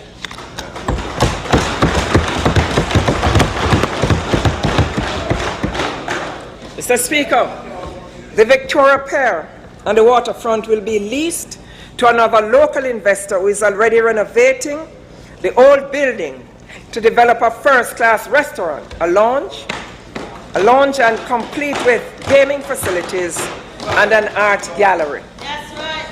Another UDC-led project is a festival marketplace. That's it. Which is projected to become the newest social hub of Kingston. That's right. This project is being implemented by the UDC and will involve the construction of a food bazaar on the Kingston waterfront and the development of restaurants, sidewalk kiosks, and entertainment. Yeah, because real government call out the name and tell you what them do, and a lot of local investors, so she call them, and that good. They have enough local investors and thing, you know, Jamaica and them thing. She call the name. The houses, them and everything, she tell you what them there. If I hear them on we build, no go so. No go so. Them just run out with a bag of foolishness. You understand? Yeah, man. See? Continue. Facilities along the Craft Market waterfront area.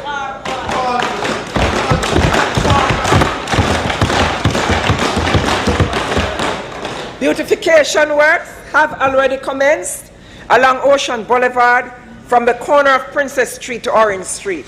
Here.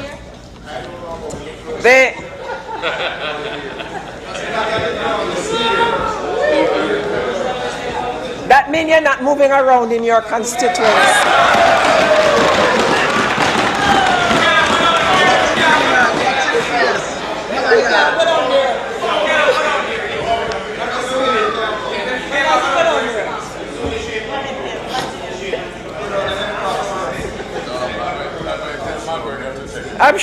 UDC will speak to you soon. The festival marketplace will extend all the way to the corner of Church Street and will cost a total of $100 million when completed in May 2016. You see, Mr. Speaker,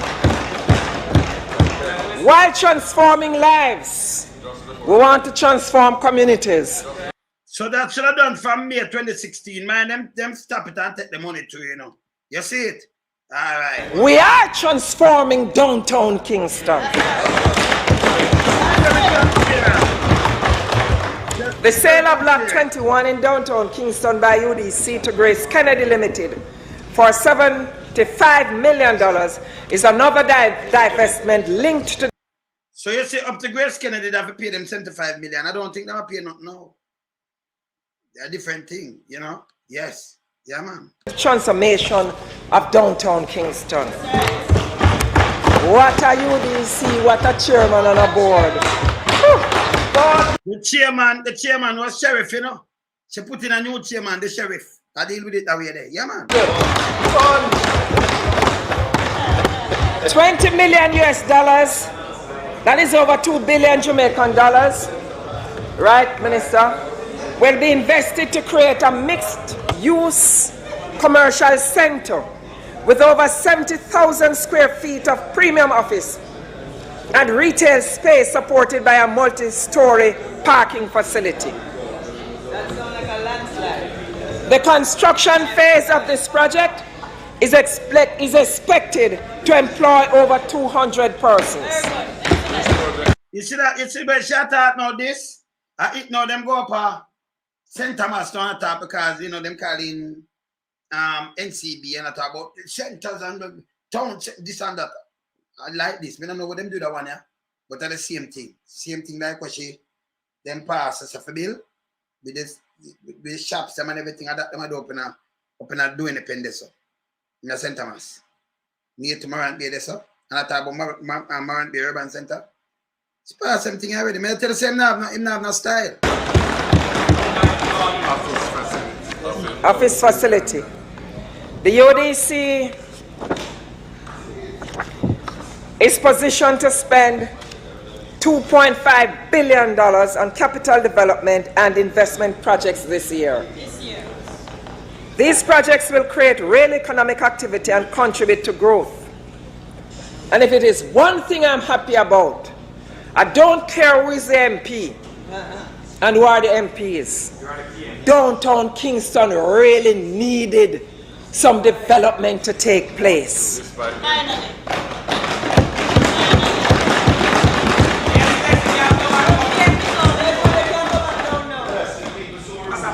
Some of the major projects planned for the 2015-2016 financial year are the Caminas Estate Sewage Conveyance System, Switch. $463 million. Primary infrastructure for Caminas, $131 million. Caminas Estate Water Supply Phase 3, $20 million. This expenditure will result in a total investment of $614 million in the Caminas Estate to make the lots ready for investment to support the special economic zone. So out there, sort of 6 million Caminas Estate, out that side there, where she did ready up, yeah. Okay.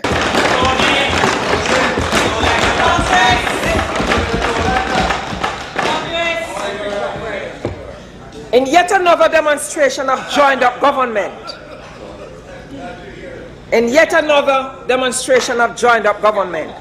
between the UDC, the NHT, the Elsha development area will also benefit from further investments in sewage infrastructure totaling some $364 million.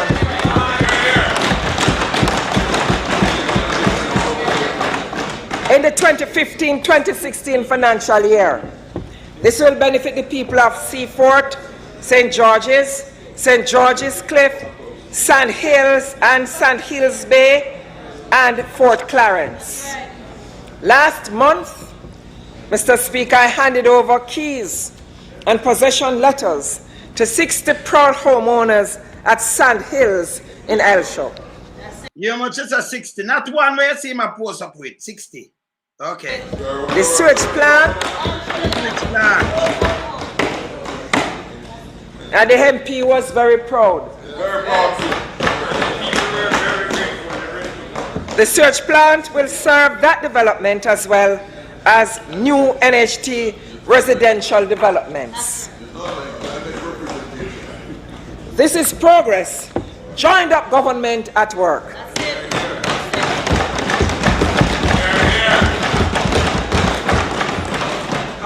The investments will not stop there. UDC will be working in downtown Kingston on several projects that are estimated to cost $504 million. These projects include the refurbishing and repair of the office center building, $106 million. Titling and refurbishing of the tax office on King Street, $23 million. Facelift of East Street, an important gateway to downtown Kingston, $18 million. Phase 4 renovation of Facelift downtown for 100 at a year, so 10 billion. I pay a million a year, 18 million. 20 million and 17 million and take for put up a little sign in a mobile. For uplift for play 18 million. You see the difference? And to tell you exactly what she do and which part the money I spend. Eh? Okay. Building market, $82 million. But and it's a $1 billion for one market. Eh? Phase 1 of the redevelopment of the old Naval Hospital for the Port Royal Museums and Historic Walkway.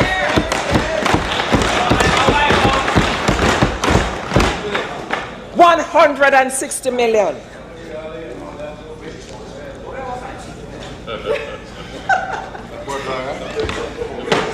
A further $293 million will be invested in upgrading works at the Duns River attraction to include beach replenishment, development of the central gardens, expansion and upgrading of the public restrooms and other infrastructure.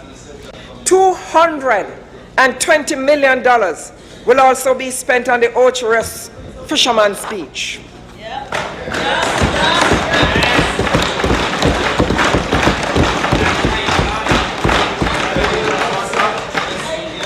The UDC has had a rebirth and is revitalized, stronger and more relevant. I wish to congratulate the chairman of the UDC and members of the board, Honorable K.D. Knight, and the members of the board and management team.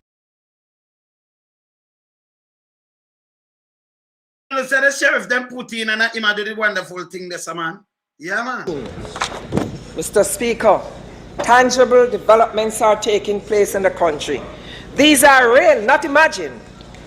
The investments that are taking place by the private sector, both our local investors and those from overseas, are also real. I want to pause to again commend our Jamaican private sector for the role they are playing in the development of their country, as well as commend the foreign investors investing in our country. We are moving forward with investment, jobs, and growth. We are going for growth.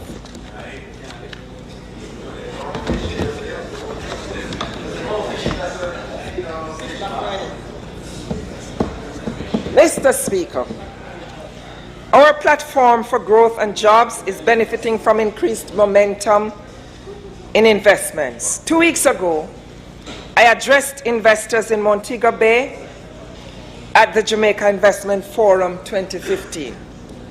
There's renewed optimism among investors who have seen the strides we have been making in the economy and the significant improvements in the business climate in our country. I met with potential investors and expect that from those meetings, additional investments will materialize. We are securing new investments in renewable and other areas of energy, in agriculture, mining, information and communications technology, industry, financial services, physical infrastructure, and tourism. Mr. Speaker, to listen to my colleagues from the other side, you would believe that there's nothing good happening in Jamaica. And you know what? I'm never afraid to say, or if I'm speaking about something that was done by them, to identify it. Because as politicians, we have to be clear and we have to ensure when we speak, the people will believe us. The people of Jamaica need to reject those who constantly preach gloom and doom and would keep us in a state of perpetual negativity. This, Mr. Speaker, saps the energy and the confidence of the country. This is not the people we are. We are a resilient people, and I will never lose faith in the Jamaican people.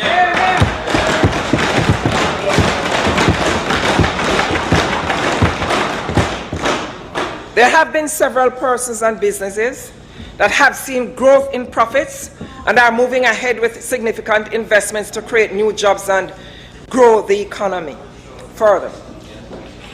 There are our Jamaican private sector persons who are expanding businesses and providing additional jobs, as well as foreign investors coming in and investing and providing jobs. Today, I want to acknowledge and to salute some of them.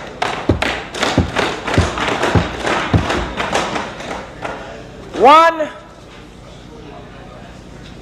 businessman I want to pay some respect to and tribute is to Mr. K.S. Kumar of Sutherland Global Services.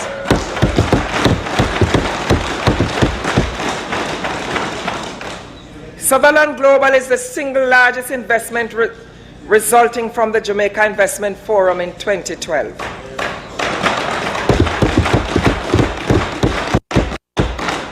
Sutherland Global currently employs over 30,000 professionals in 35 delivery centers across the world.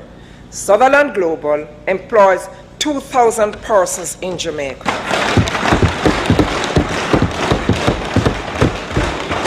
The SGS business model creates employment for university students who can work to maintain themselves as they study right here at the University of the West Indies, given the opportunity by Sutherland Global. Over 80% of the company's clients are Fortune 1000 companies. The company has expanded outside its original center at the UWI with operations in New Kingston and plans to open in Mandeville.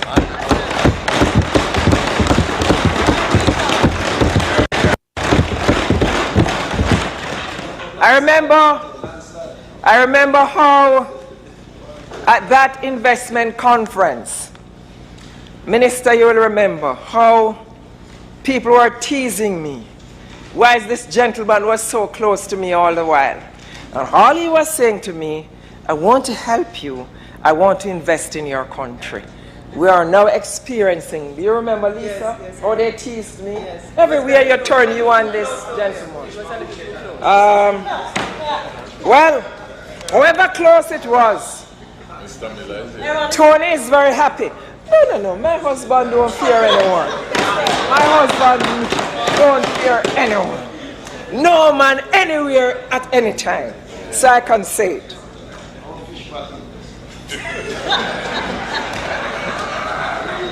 So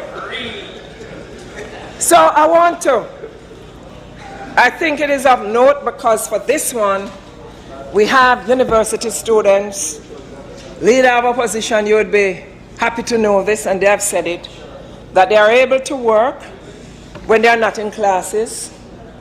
They are able to pay their boarding, and they are able to buy their books, and they are able to give their parents something. And I think this is very important, and I really want to commend and to thank Mr. Kumar for his investment in Jamaica.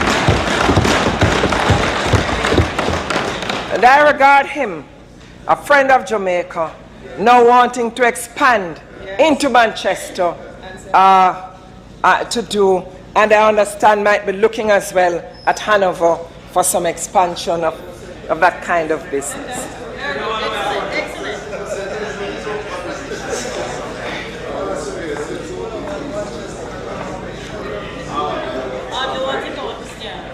I want to commend our Jamaican private sector who are investing in our country, expanding their businesses, and providing employment for our people. A business which has created its own niche in the transport sector is the Knutsford Express Bus Company.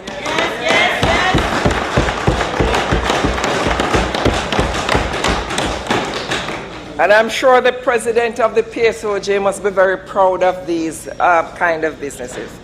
I want to salute Mr. Oliver Townsend of Knutsford Express and his team for providing efficient, reliable, comfortable, and safe shuttle service in modern executive coaches which traverse our highways and major thoroughfares.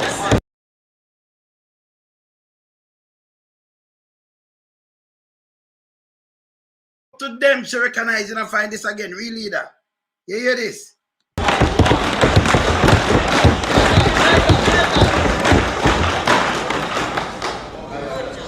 Mr. Jeffrey Hall is the Chief Executive Officer of Jamaica Producers Group. Under his leadership, the company has focused on manufacturing, logistics, mining, and agribusiness in the Caribbean and Europe, and has made significant investments and acquisitions in the past few years.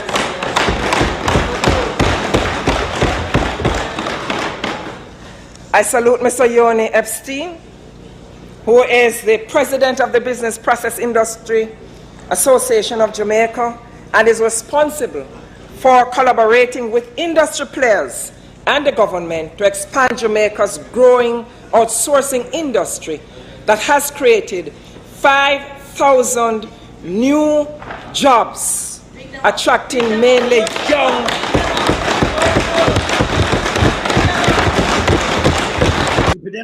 them job and the telephone job at up to bush, a real job. Attracting mainly young people. That's right. He's a young man. Gary Butch Hendrickson.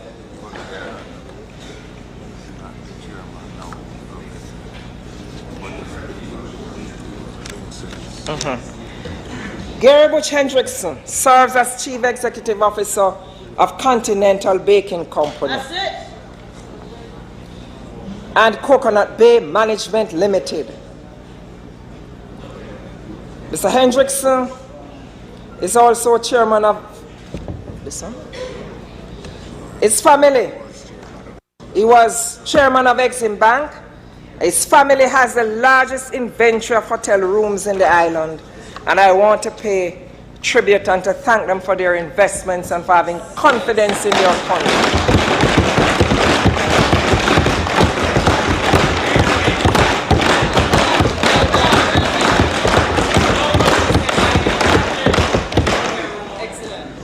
And so I want to thank the president and all those business leaders present here this afternoon. Thank you so much. I want to you all, maximum respect is due. And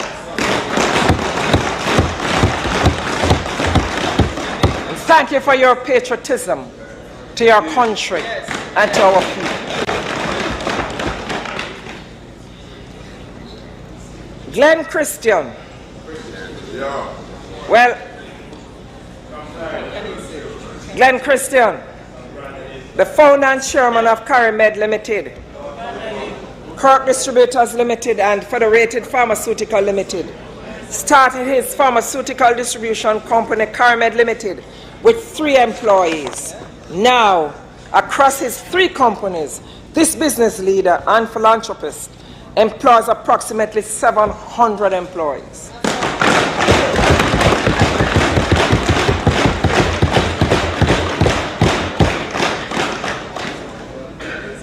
I want to commend this gentleman.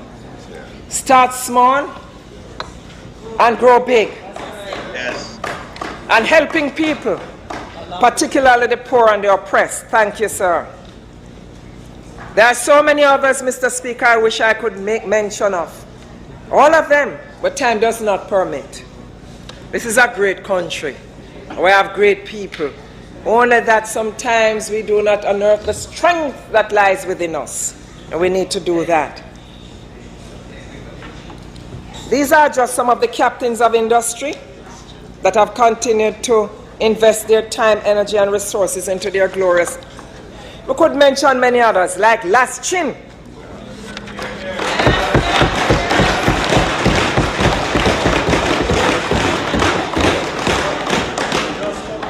We have William Mahfoud, we have William Mahfoud, we have Gazan Azan, who extended his business into Mandeville in Manchester.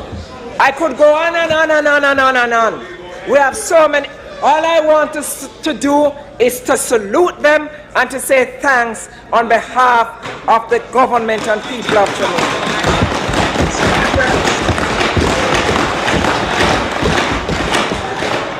But, you know, Mr. Speaker, we spoke of the businessmen. We cannot forget the businesswomen.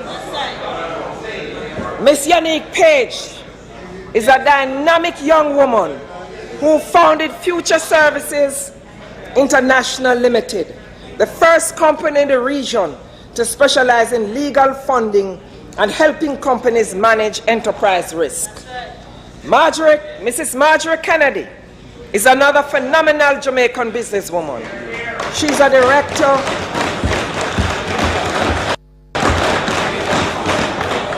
at Jamaica Freight and Shipping Company Limited, who has extensive experience in the shipping industry, has been appointed honorary consul, and is a past president of the Jamaica Exporters Association. Jamaica business making progress.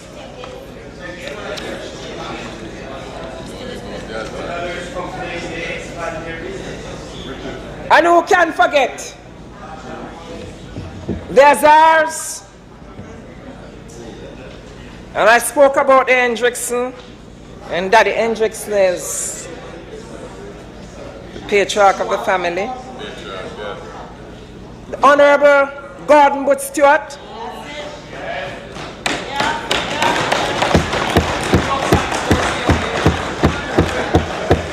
Not only in Jamaica, but the Caribbean region. Where I could go on and go on, Richard Biles, I could go on and on and on.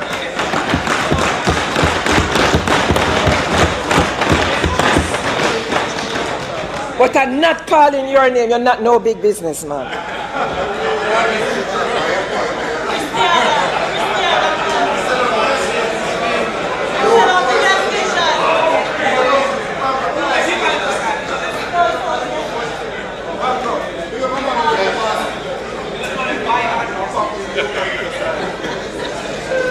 Some of these entrepreneurs started as small business persons with big dreams.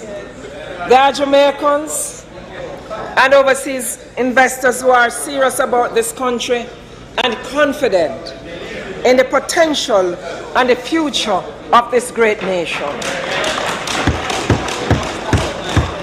My government will do all that is possible to continue to facilitate their expansion as we all go for growth and development with job creation. I now just want to look briefly at energy. Addressing the issues surrounding energy is a key part of our growth strategy. As we are fully aware, Jamaica's economic competitiveness depends on reduced cost of energy. Since late last year, we have experienced some reduction in the price of petroleum products. We cannot afford to take this for granted. We have experienced significant reductions in oil prices before only to see them rise again. Yes. It is in recognition of the need to reduce the risks to our economy and our growth agenda in respect of energy prices why my government has been pursuing a comprehensive energy strategy. One, increasing the proportion of renewables in our energy mix. Two, diversifying the fossil fuel sources for the bulk of our electricity needs. Three, increasing the efficiency of generating units through the replacement of old and inefficient units. Four, implementing a conservation program. And five, hedging to ensure our oil imports against later sharp increases in prices. The US $90 million wind project by Blue Mountain Renewables is an example of the first element of the policy that is increasing renewables.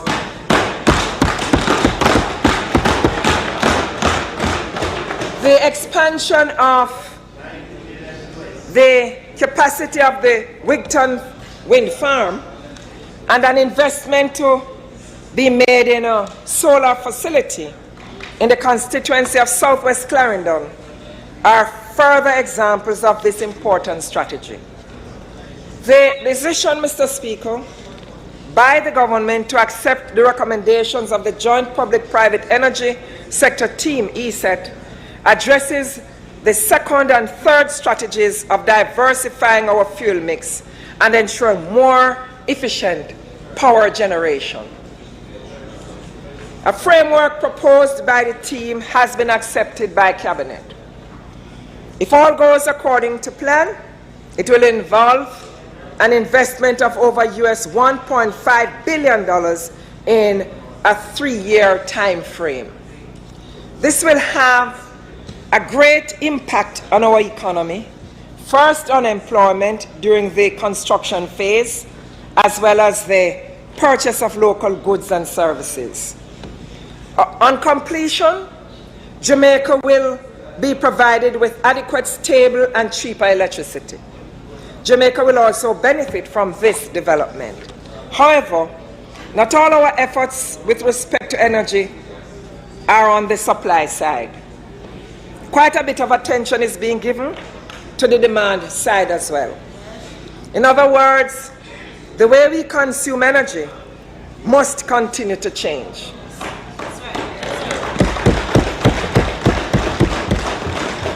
This means that we have to intensify our efforts in energy conservation. Mr. Speaker, I think I have a little news that I'd like to share in terms of the Jamaica's bauxite alumni sector.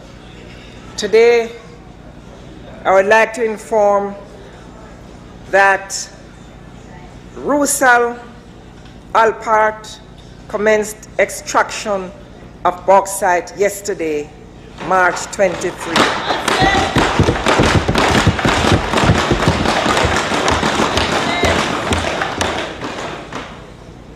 The company has already employed 40 people and has committed to hire an additional 70 persons by the end of this month, and is on track to hire 250 people in total for the duration of the project. UC Rusal has secured all the required permits for its operations. Haulage of bauxite from the plant to the port will commence by the end of April 2015.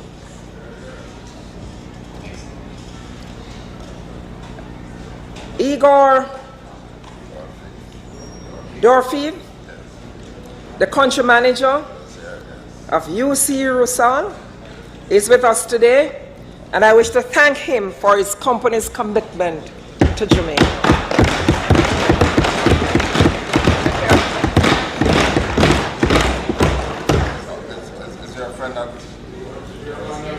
This is progress.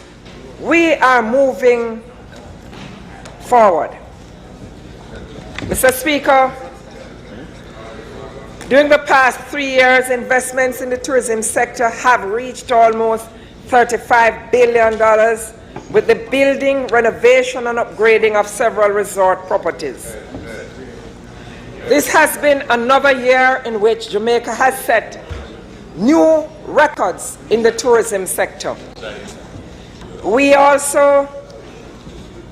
achieved another major milestone when we again welcomed over 2 million stopover visitors, surpassing the 2013 record by 3.6%. The indications for the 2014 calendar year, the calendar year's gross foreign exchange earnings for the tourism sector stood in excess of US $2.2 billion, a 5.8% increase. Our cruise passenger arrivals were even more impressive in 2014 when compared to 2013. We saw an increase of 12% with over 1.4 million arrivals.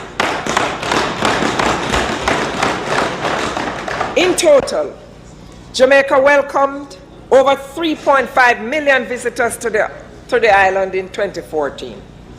This is the first time that we have ever achieved this in Jamaica, Mr. Speaker, and we're very happy for that.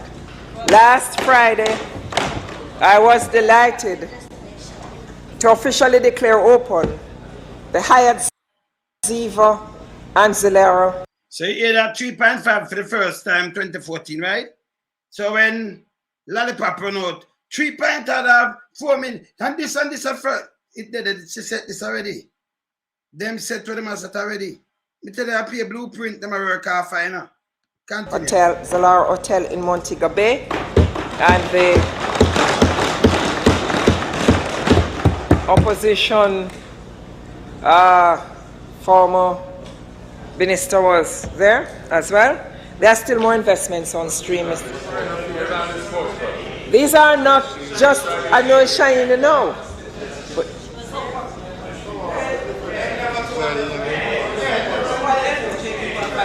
every time we look on it instead of shining. Yes.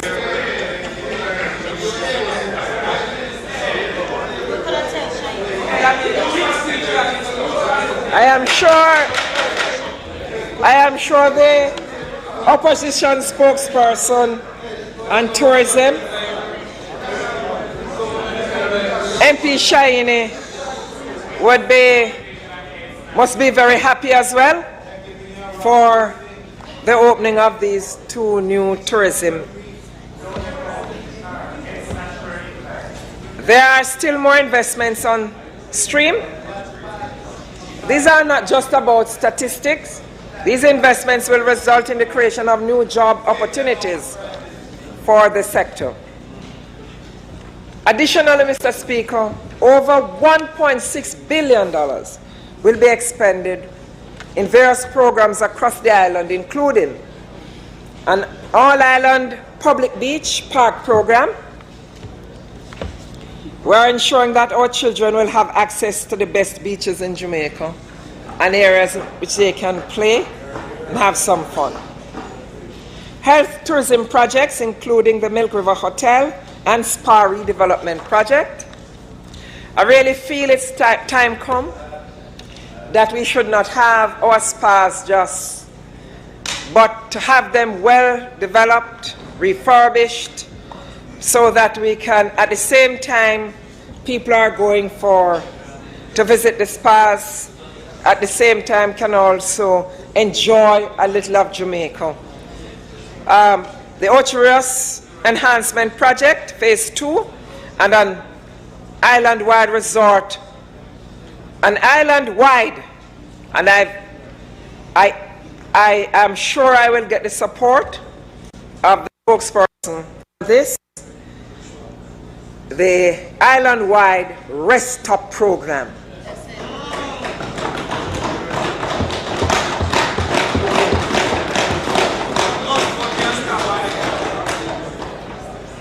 I instructed that this must be done.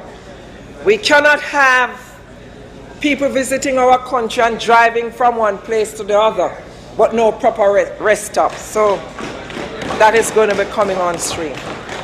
Even this, the rest stop were important. That means the people them where Andrew now go finish. They say, oh, should I do the road, then we have to have rest stop. So the rest stop there, that be now that the people them are porous. You have a rest stop where you count them so people can rest stop and go buy from them and do what them are do. And you know, have the rest stop in them kind of like a place where people can still go buy. You know, you come out as a rest stop. But instead them lock them out. Andrew come and lock them out. Eh? Him have the blueprint and say, put it in the island-wide rest stop. And him gonna lock out the people them. Eh? Do understand the blueprint. You hear? All right. This year, the Ministry of Tourism, through a partnership with the Tourism Enhancement Fund and the Tourism Product Development Company, will commence work on the island-wide rest stop program, as I have insisted. The program will be implemented over 3 phases. 12 locations have already been identified for phase 1 in St. Elizabeth, St. Anne, Trelawney, and Hanover. Yeah. Other major initiatives include the enhancement and development of heritage sites and museums, including Roxborough Museum, Civil Museum, and the Civic Center in Montego Bay. Thank you, Minister. Tourism is not just about sun, sand, and sea. We are investing in our culture for our people so that our visitors can share in Jamaica's diverse offerings. I move now to this government's new emphasis on economic ecosystem of innovation as we move forward with growth and development.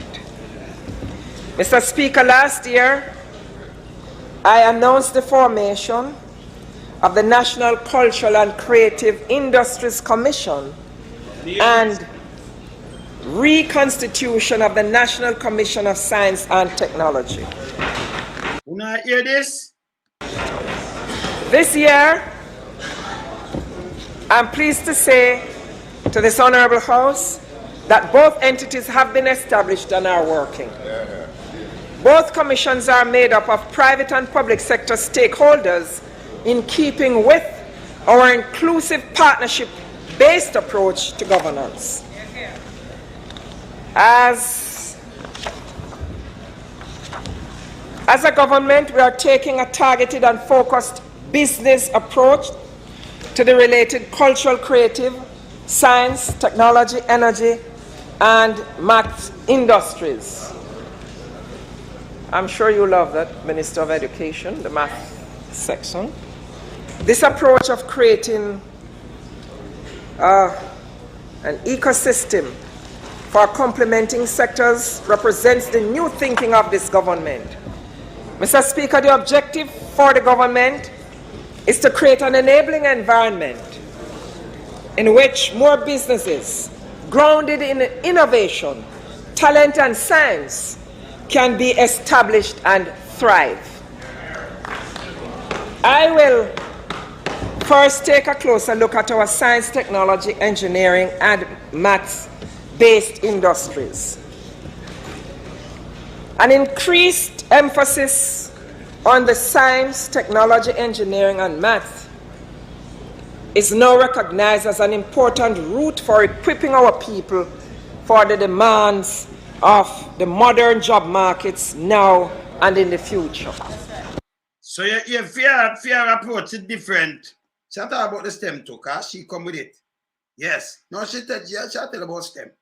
But your fear approach, you know, to equip the future generation, the kids and everybody.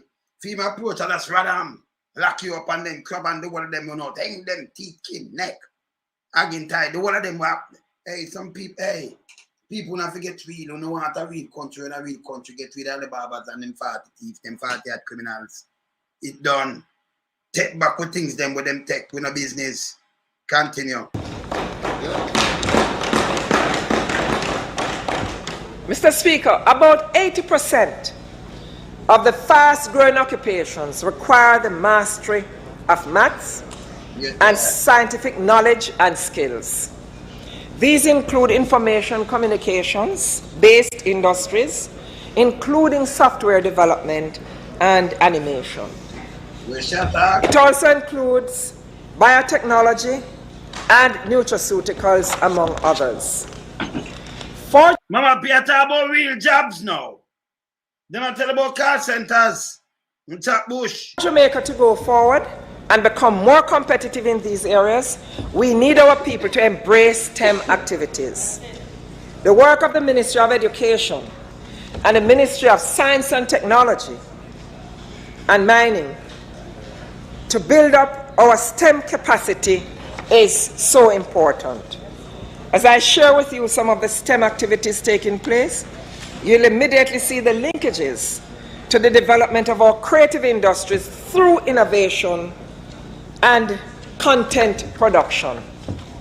Mr. Speaker, over the last 3 years, approximately 24,000 tablets have been distributed free of cost to students.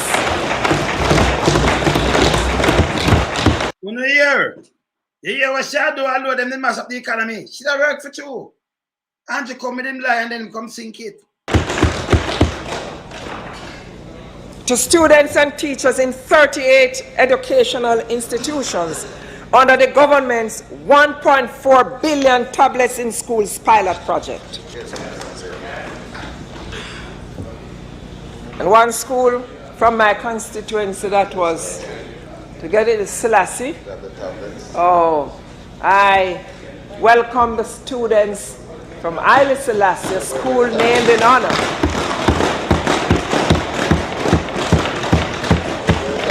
of His Imperial Majesty, Haile Selassie.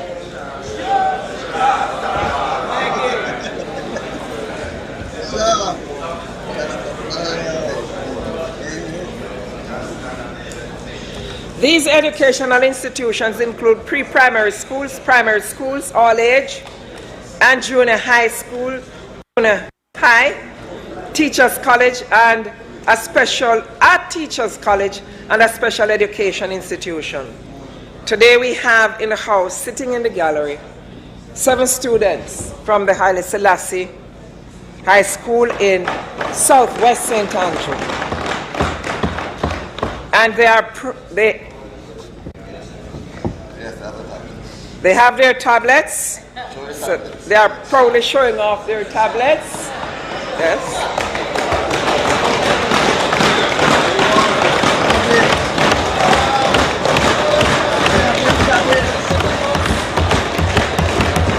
And if they seem to be not very attentive to what is happening in the house, they are watching my presentation from their tablets. Online, watching my presentation and tweeting messages to their friends. Through the Universal Service Fund, some 205 community access points have been established at a cost of $605 million. All 156 secondary schools, which are now equipped with computer labs and broadband technology, will benefit further from interactive whiteboards. There has been the training of 335 high school principals and heads of department to lead the math revolution. Over 700 teachers were trained in various subjects to improve their technical expertise. $40 million worth of technical training equipment has been provided to schools. A national math policy and program is being implemented to achieve 85% proficiency in maths at the grade 4 level by 2018. Thank you, Minister of Education. It is also encouraging, Mr. Speaker, to see that the private sector is involved in this drive to improve the performance of our students in the important subject of maths. Every parent knows that having passes in maths increases their child's ability to get better jobs. Through our investment in these STEM subjects, we are helping families to lift themselves out of poverty through education. Yeah, out of poverty, we get about from poverty to prosperity through education. Education, like commanded it say. You know, you should tell about no picnic at night, just to protect them.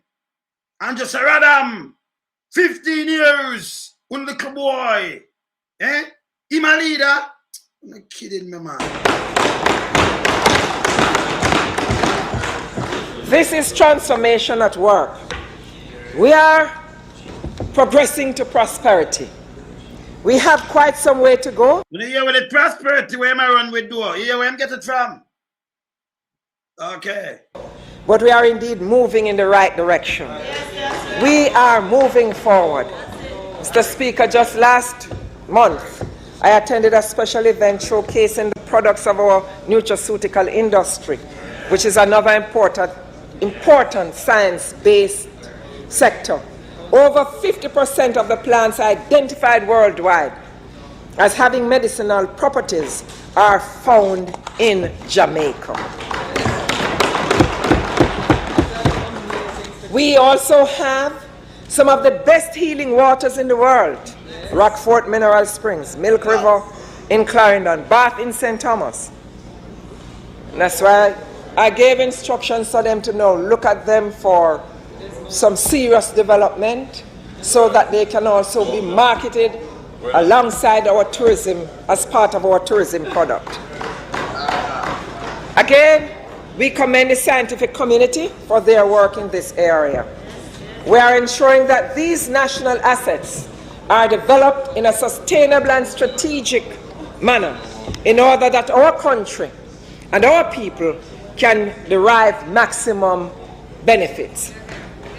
We look forward to the benefits to be derived from the medical marijuana.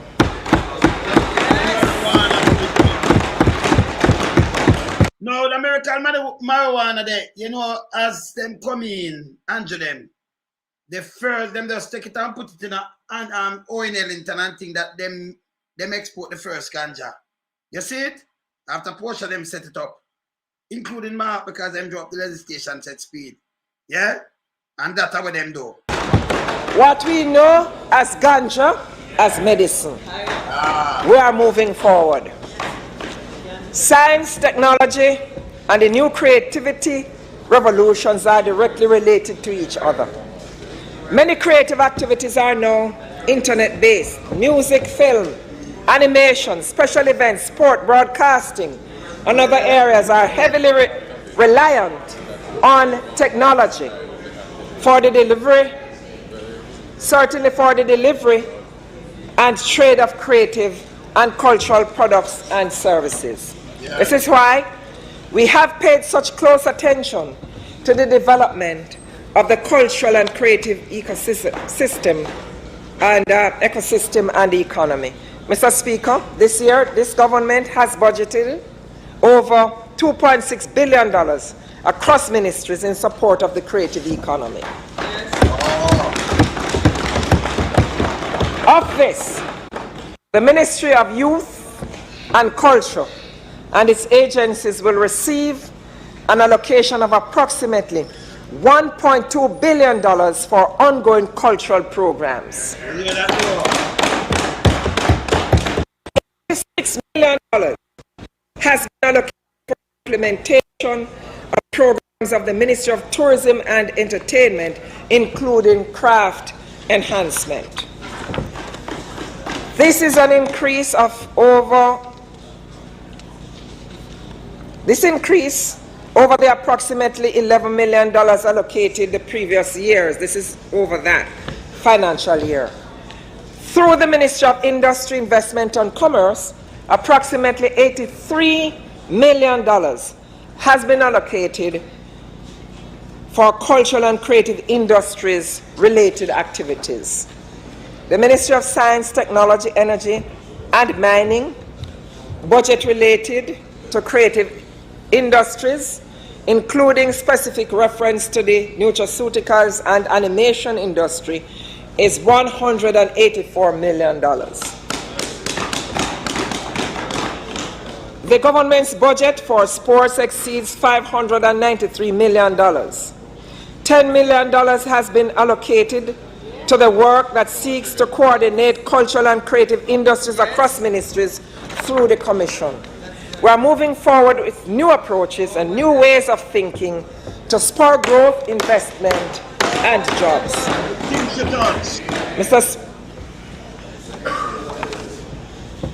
Mr. Speaker, sport is very important.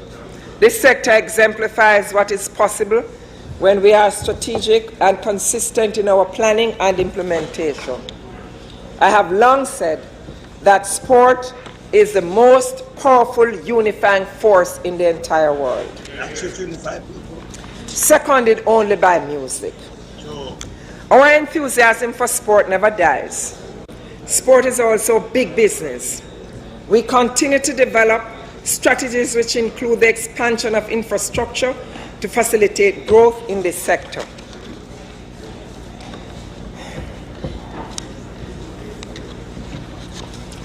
In August last, I switched on the floodlights at the Sabina Park Cricket Complex at a cost of $303.9 million. This project was made possible through a bilateral agreement between the government of Jamaica and the government of India. Funds were utilized from our bilateral partner, the Tourism Enhancement Fund and the Consolidated Fund. The project was managed by the Urban Development Corporation.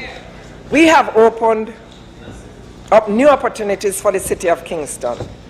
And I now invite members of the private sector to take advantage of the fact that this facility and others are now open for business and can be put to work to generate income for the maintenance of these facilities. Investment in sport infrastructure continues during 2015. 2016 with several other major projects, including the reconstruction of the running track and infield at G.C. Foster College of Physical Education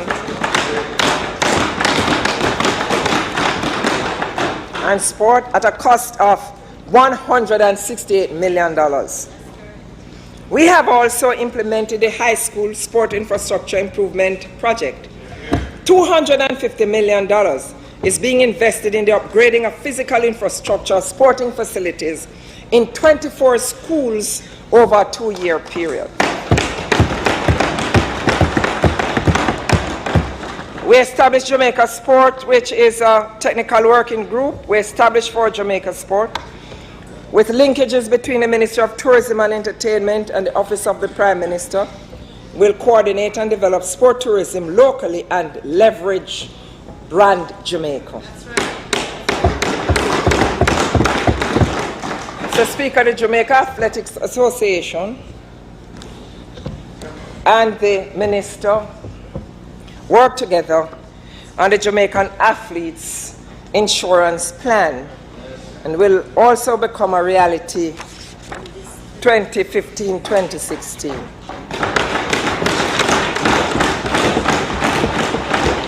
An actuary has been engaged and stakeholder consultation has begun to discuss the results of the actuarial study. Everywhere I travel, it doesn't take very long for the name Usain Bolt to come up in conversation. Brand Jamaica has become synonymous with our sportsmen and women and our musicians. And we should honor them and be grateful and thank them for their contribution, lifting Jamaica, this tiny dot on the map, to be an outstanding country known globally.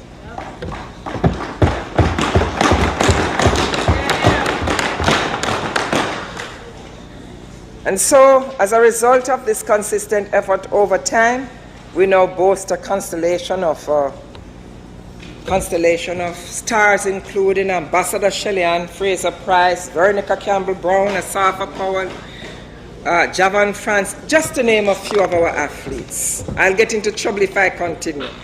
We must not forget that we also have flag bearers in our gold medal swimmer, young Atkinson.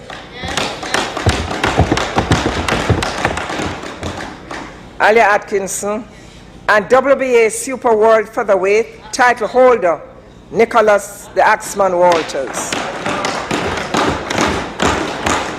We're not stopping. We're moving forward to investment, job creation, and growth. We have taken a sector where the emphasis has traditionally been on recreation, wellness, and spectacle, and have begun to provide an enabling environment, Mr. Speaker, and improve physical facilities with a view to developing a viable industry. From the building of the National Stadium to the establishment of the G.C. Foster College of Physical Education, the Sports Development Foundation, In Sport and Chase Fund, to the tabling of the National Sports Policy in 2013, we have taken Jamaican sport to the world.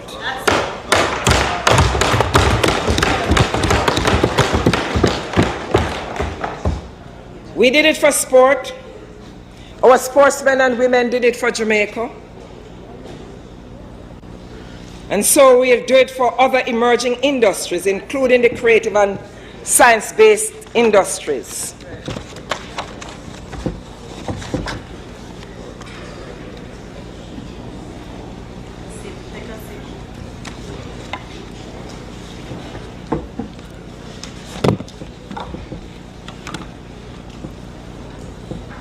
Mr. Speaker, Jamaica's strong international partnerships are being pursued through trade, investments, and people-to-people exchanges. We remain faithful to our commitments to the economic advancement and social development of our people within the Caribbean community, other regional groupings, and to our obligations as responsible member of the global community of nations. On behalf of the people and government of Jamaica, I wish to acknowledge all our bilateral and multilateral partners.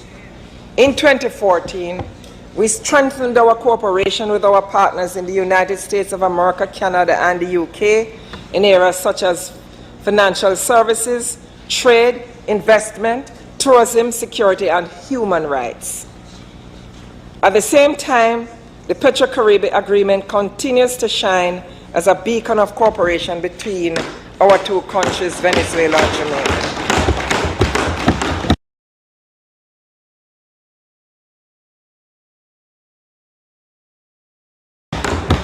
Jamaica will host the 10th anniversary of Petro-Caribbean Summit in Montego Bay in September 2015. This special summit will be convened against the backdrop of the 200th anniversary of the famous Jamaica letter written in Kingston by the Venezuelan liberator Simon Bolivar.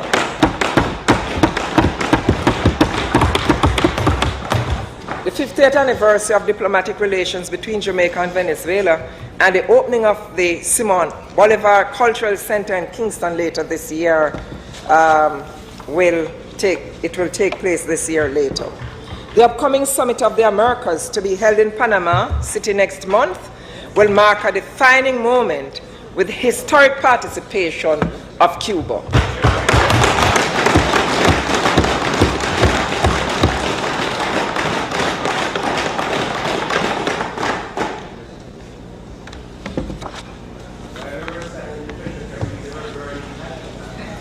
Jamaica continues to be appreciative of the development assistance provided by EU member states, individually and collectively. Jamaica's economic development is also benefiting from the Overseas Investment Trust of and grant funding from the People's Republic of China.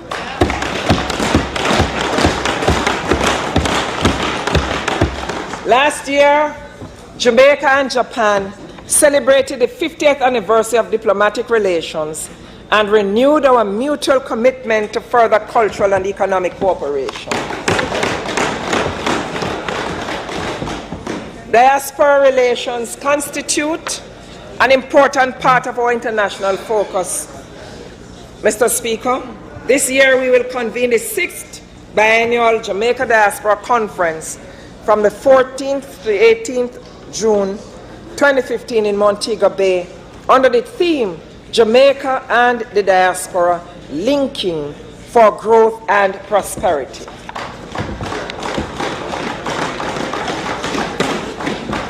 Mr. Speaker, Jamaica will continue to actively... Yeah, because them have more respect to the diaspora. You talk to them, you don't want to bully them and put a TerryLong tongue at head and you can fire people. If you fire people in the diaspora, you hear that? Eh? Yeah, yeah. Them reach out to everybody and them break it down. Portia Simpson Miller break down everything with them do, every money with them spend and thing. And do them job things. Not participate in the deliberations on the Sustainable Development Goals leading to an agreement on a post-2015 development agenda. In order to advance our positions on the new development agenda, cooperation is critical at the regional level as we engage with CARICOM partners, the Community of Latin America and the Caribbean States, CELAC, and the Group of Small Island Developing States. Jamaica continues to nurture its relationships with its good neighbors and good friends. Our foreign relations and activities continue to be a strategic element of our growth and development agenda.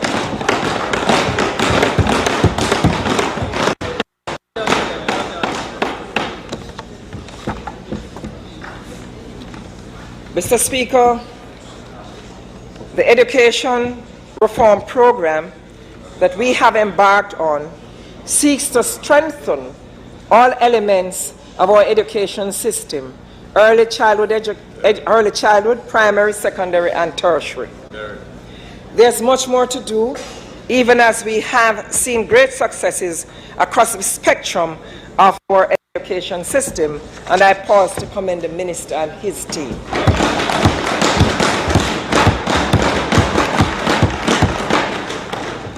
While there's much to say and many great stories to tell, I will leave the details to our Minister of Education.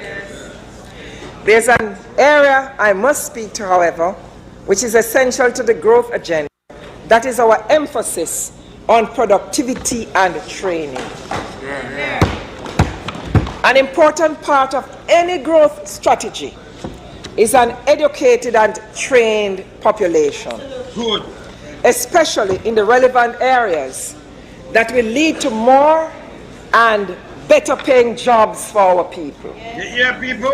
We have to train our people to be able to perform in traditional sectors, the emerging sectors I have described, and for the global labor market. Among some programs being pursued by the Ministry of Education are the provision of TVET kits, which places greater emphasis on vocational training in 60 of our high schools. The introduction of new TVET programs in two additional skills areas in 2014. Hydroponics and customer service. The registered apprenticeship program, which was launched, this was launched just last year, is benchmarked against international standard. Minister, congratulations. 14,000 participants have been provided with free access to hard NTA Level 1 and Level 2 programs at Community Training Institute. When you hear the free, they matter about free at first. Level 1, Level 2, that's free. 14,000. Yeah, still Andrew come and free up us Level 4 now. And I think them go Level 3. And free, and come and I run half him out. Like him first, at this and we free. No, she did do it already. It did happen already. Institutes. 5 new CAPE subjects have been added that have immediate relevance to job opportunities. These new subjects are tourism, agricultural science, entrepreneurship, performing arts, physical education, and sports. The Heart Trust NTA is being repositioned to focus on the creation of a comprehensive national training agency to drive workforce development.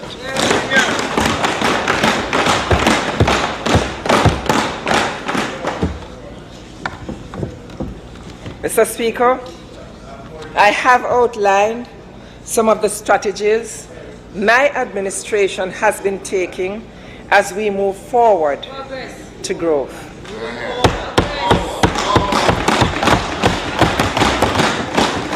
Mr. Speaker, we know where we are going. We are moving forward. More investment, more jobs, more opportunities for our people, more growth. Mr. Speaker, growth is the imperative of an entire nation. We are all in this thing together. We have laid the foundation. We are now confident that growth will be accelerated as more entrepreneurs formalize their businesses. The growth will be even more obvious as more local and overseas business persons choose to invest in Jamaica. The growth will be more undeniable as we all make the commitment to increase our productivity, follow up our ideas with action, and get the wheels of progress turning. The growth agenda is Jamaica's agenda.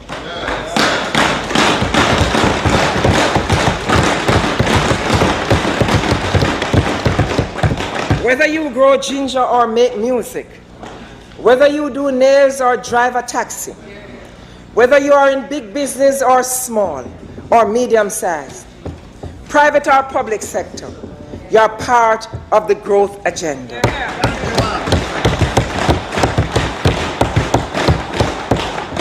Your growth agenda is our agenda. Mr. Speaker, the economic foundations of our country are much stronger today than they were when we took office in 2012. Jamaica is a much better place. Things are not perfect, but we are making progress. We are moving forward with jobs. We are moving forward with investments. We are moving forward with growth and development.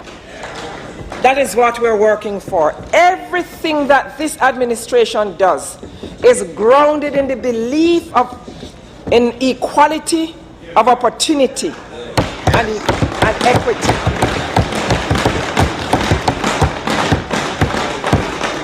Those are the principles and ideals that are at the core of our philosophy as a government. Equality of opportunity and equity are what our ancestors dreamed of when they were shackled as slaves. These are the principles Marcus Garvey wrote and spoke about. Norman Manley advocated for and acted during his tenure in government. These are the principles Sir Alexander Bustamante agitated for, Nanny of the Maroons fought for, and Sam Sharp, Paul Bogle, and George William Gordon died for. You notice how them stay? Now play Patterson later too, you know, and you hear him big up. What, because this is how them stay. Them just show some respect like what happen. This guy blackout, you know, Portia Simpson Miller and PJ Patterson. You hear him just say even Bustamante too? Eh? All right. When I leave here this evening, I will travel to New York to join world leaders at the unveiling of the permanent memorial to honor the victims of slavery and the transatlantic slave trade. So she tell you shall I leave this evening and where shall I go? No, you don't see people turn up, nobody not talk to you again. I tell you Jamaica not running.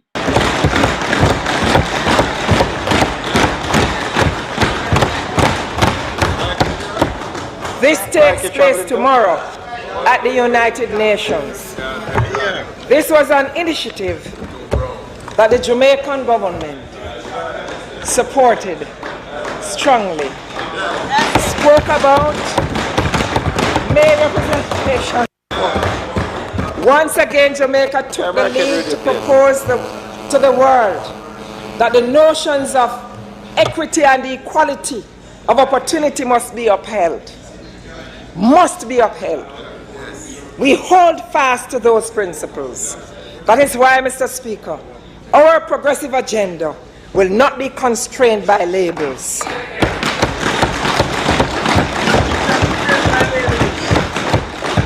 Development is our doctrine. Increasing jobs, our aim. Sustainable growth is our mission. This is a pivotal period in the history of our beautiful country. We're operating in a world of change and challenge.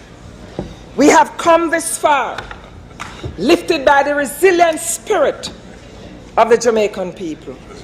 We are a progressive people, and we must move forward and not be deterred.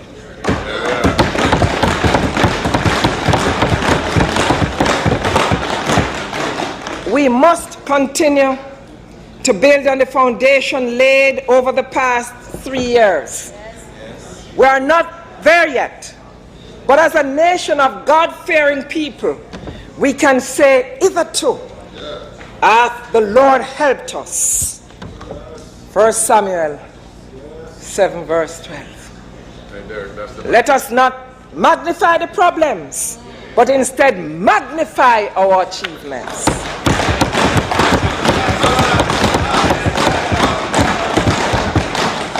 We shall not be depressed, defeated, or depleted. There is a light shining in us that the world cannot put out. I call on my Jamaican people, my brothers and sisters, let us stay the course. Let us find that inner strength to push forward. The mountain top is not far away. It is in sight, and together we will get there victoriously. We are determined, and we can accomplish what we will. We're moving forward, onward, and upward to a better Jamaica and a stronger and more prosperous people. God bless Jamaica. God bless you all. Love you. God bless you. Okay, good. Great. So people, let me just move the great honorable Portia Simpson Miller. When I hear something, when I hear she mention say, our party do the most. We, the JLP, our party, the party of substance. When I hear she mention how she talk about the government. And when it didn't mash up, she set it back. Yeah, she both, but we do this and that. But the houses done, she tell it everywhere where them there. She line them out. When she travel, she tell you where she go. And everything. When you hear them thing there, be arrogance right now. And John a leader. Uno does, Jamaican people have to wake up. Uno select setter, choppers, criminal pirates. Yes. Everything that bad. Line up themselves. Gas station, apartment, this, that, and that leave out the people them completely. Leave them out completely. Now I go to Strike 5 right now, because I see one of my detective brethren call me. Yeah, me up on my life, I'm turn it down still. Why go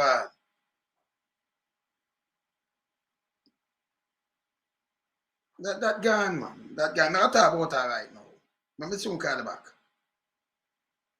Yeah, man. Detective. Remember me there all over the place. My phone them is like White House phone. No, when you talk about them do PR with Mama P. Where the G2K them run out and they put up, you to do this and that, and some people follow me and say, no. Me tell you, she more caring and she do what she do. They mash up the place. And when they mash up the place, she have built it back, she and Peter Phillips and the whole crew. Mark Wallen was there. Even the ganja thing, see who they make carry out the first ganja? They mash up Peter Tosh, they mash up artists, the ganja, mash up enough ganja farmer, but them give a police commissioner. Where at schoolboy Richie with him, when them say, you know, in law, well, right now in the prison for cocaine. The drugs in other state. Cocaine. Yeah? Cocaine. Schoolboy Richie. So schoolboy Richie, in anything for this, and him and Danville Barker, they send out the first set of things. Them do PR and draw down Sister P like she had the verse, Mama P had the verse, and something you still look what she do. You never hear she said, no. You know, like how Holness come and Radam, when you look a boy, you're gonna catch a one, catch a no. And I think I did it.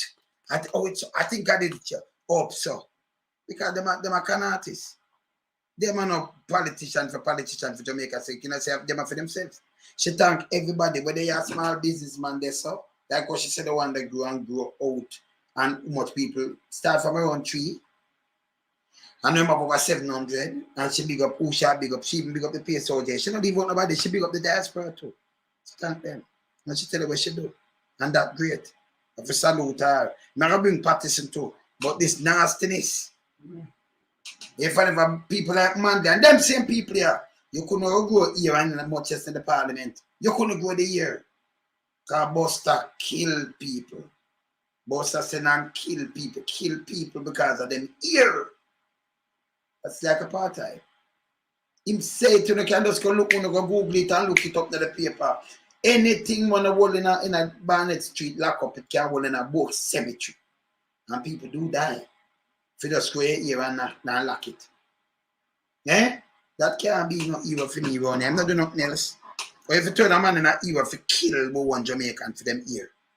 And him turn an evil. And say I found in what? Eh? Get rid boy up. Me I come mash up straight now. I remember now me have crap for go mash up, but me have so much story for go cover. Because crab run out to the defense. And the guy will come out with the 2 invoice. Because then I receive them that invoices. Like when you have the work, you write your invoice book, you don't write somebody, you do a work for them and you write the invoice and then them the pay fee. In 2 different I remember I know 2 separate invoice, but him said the same one.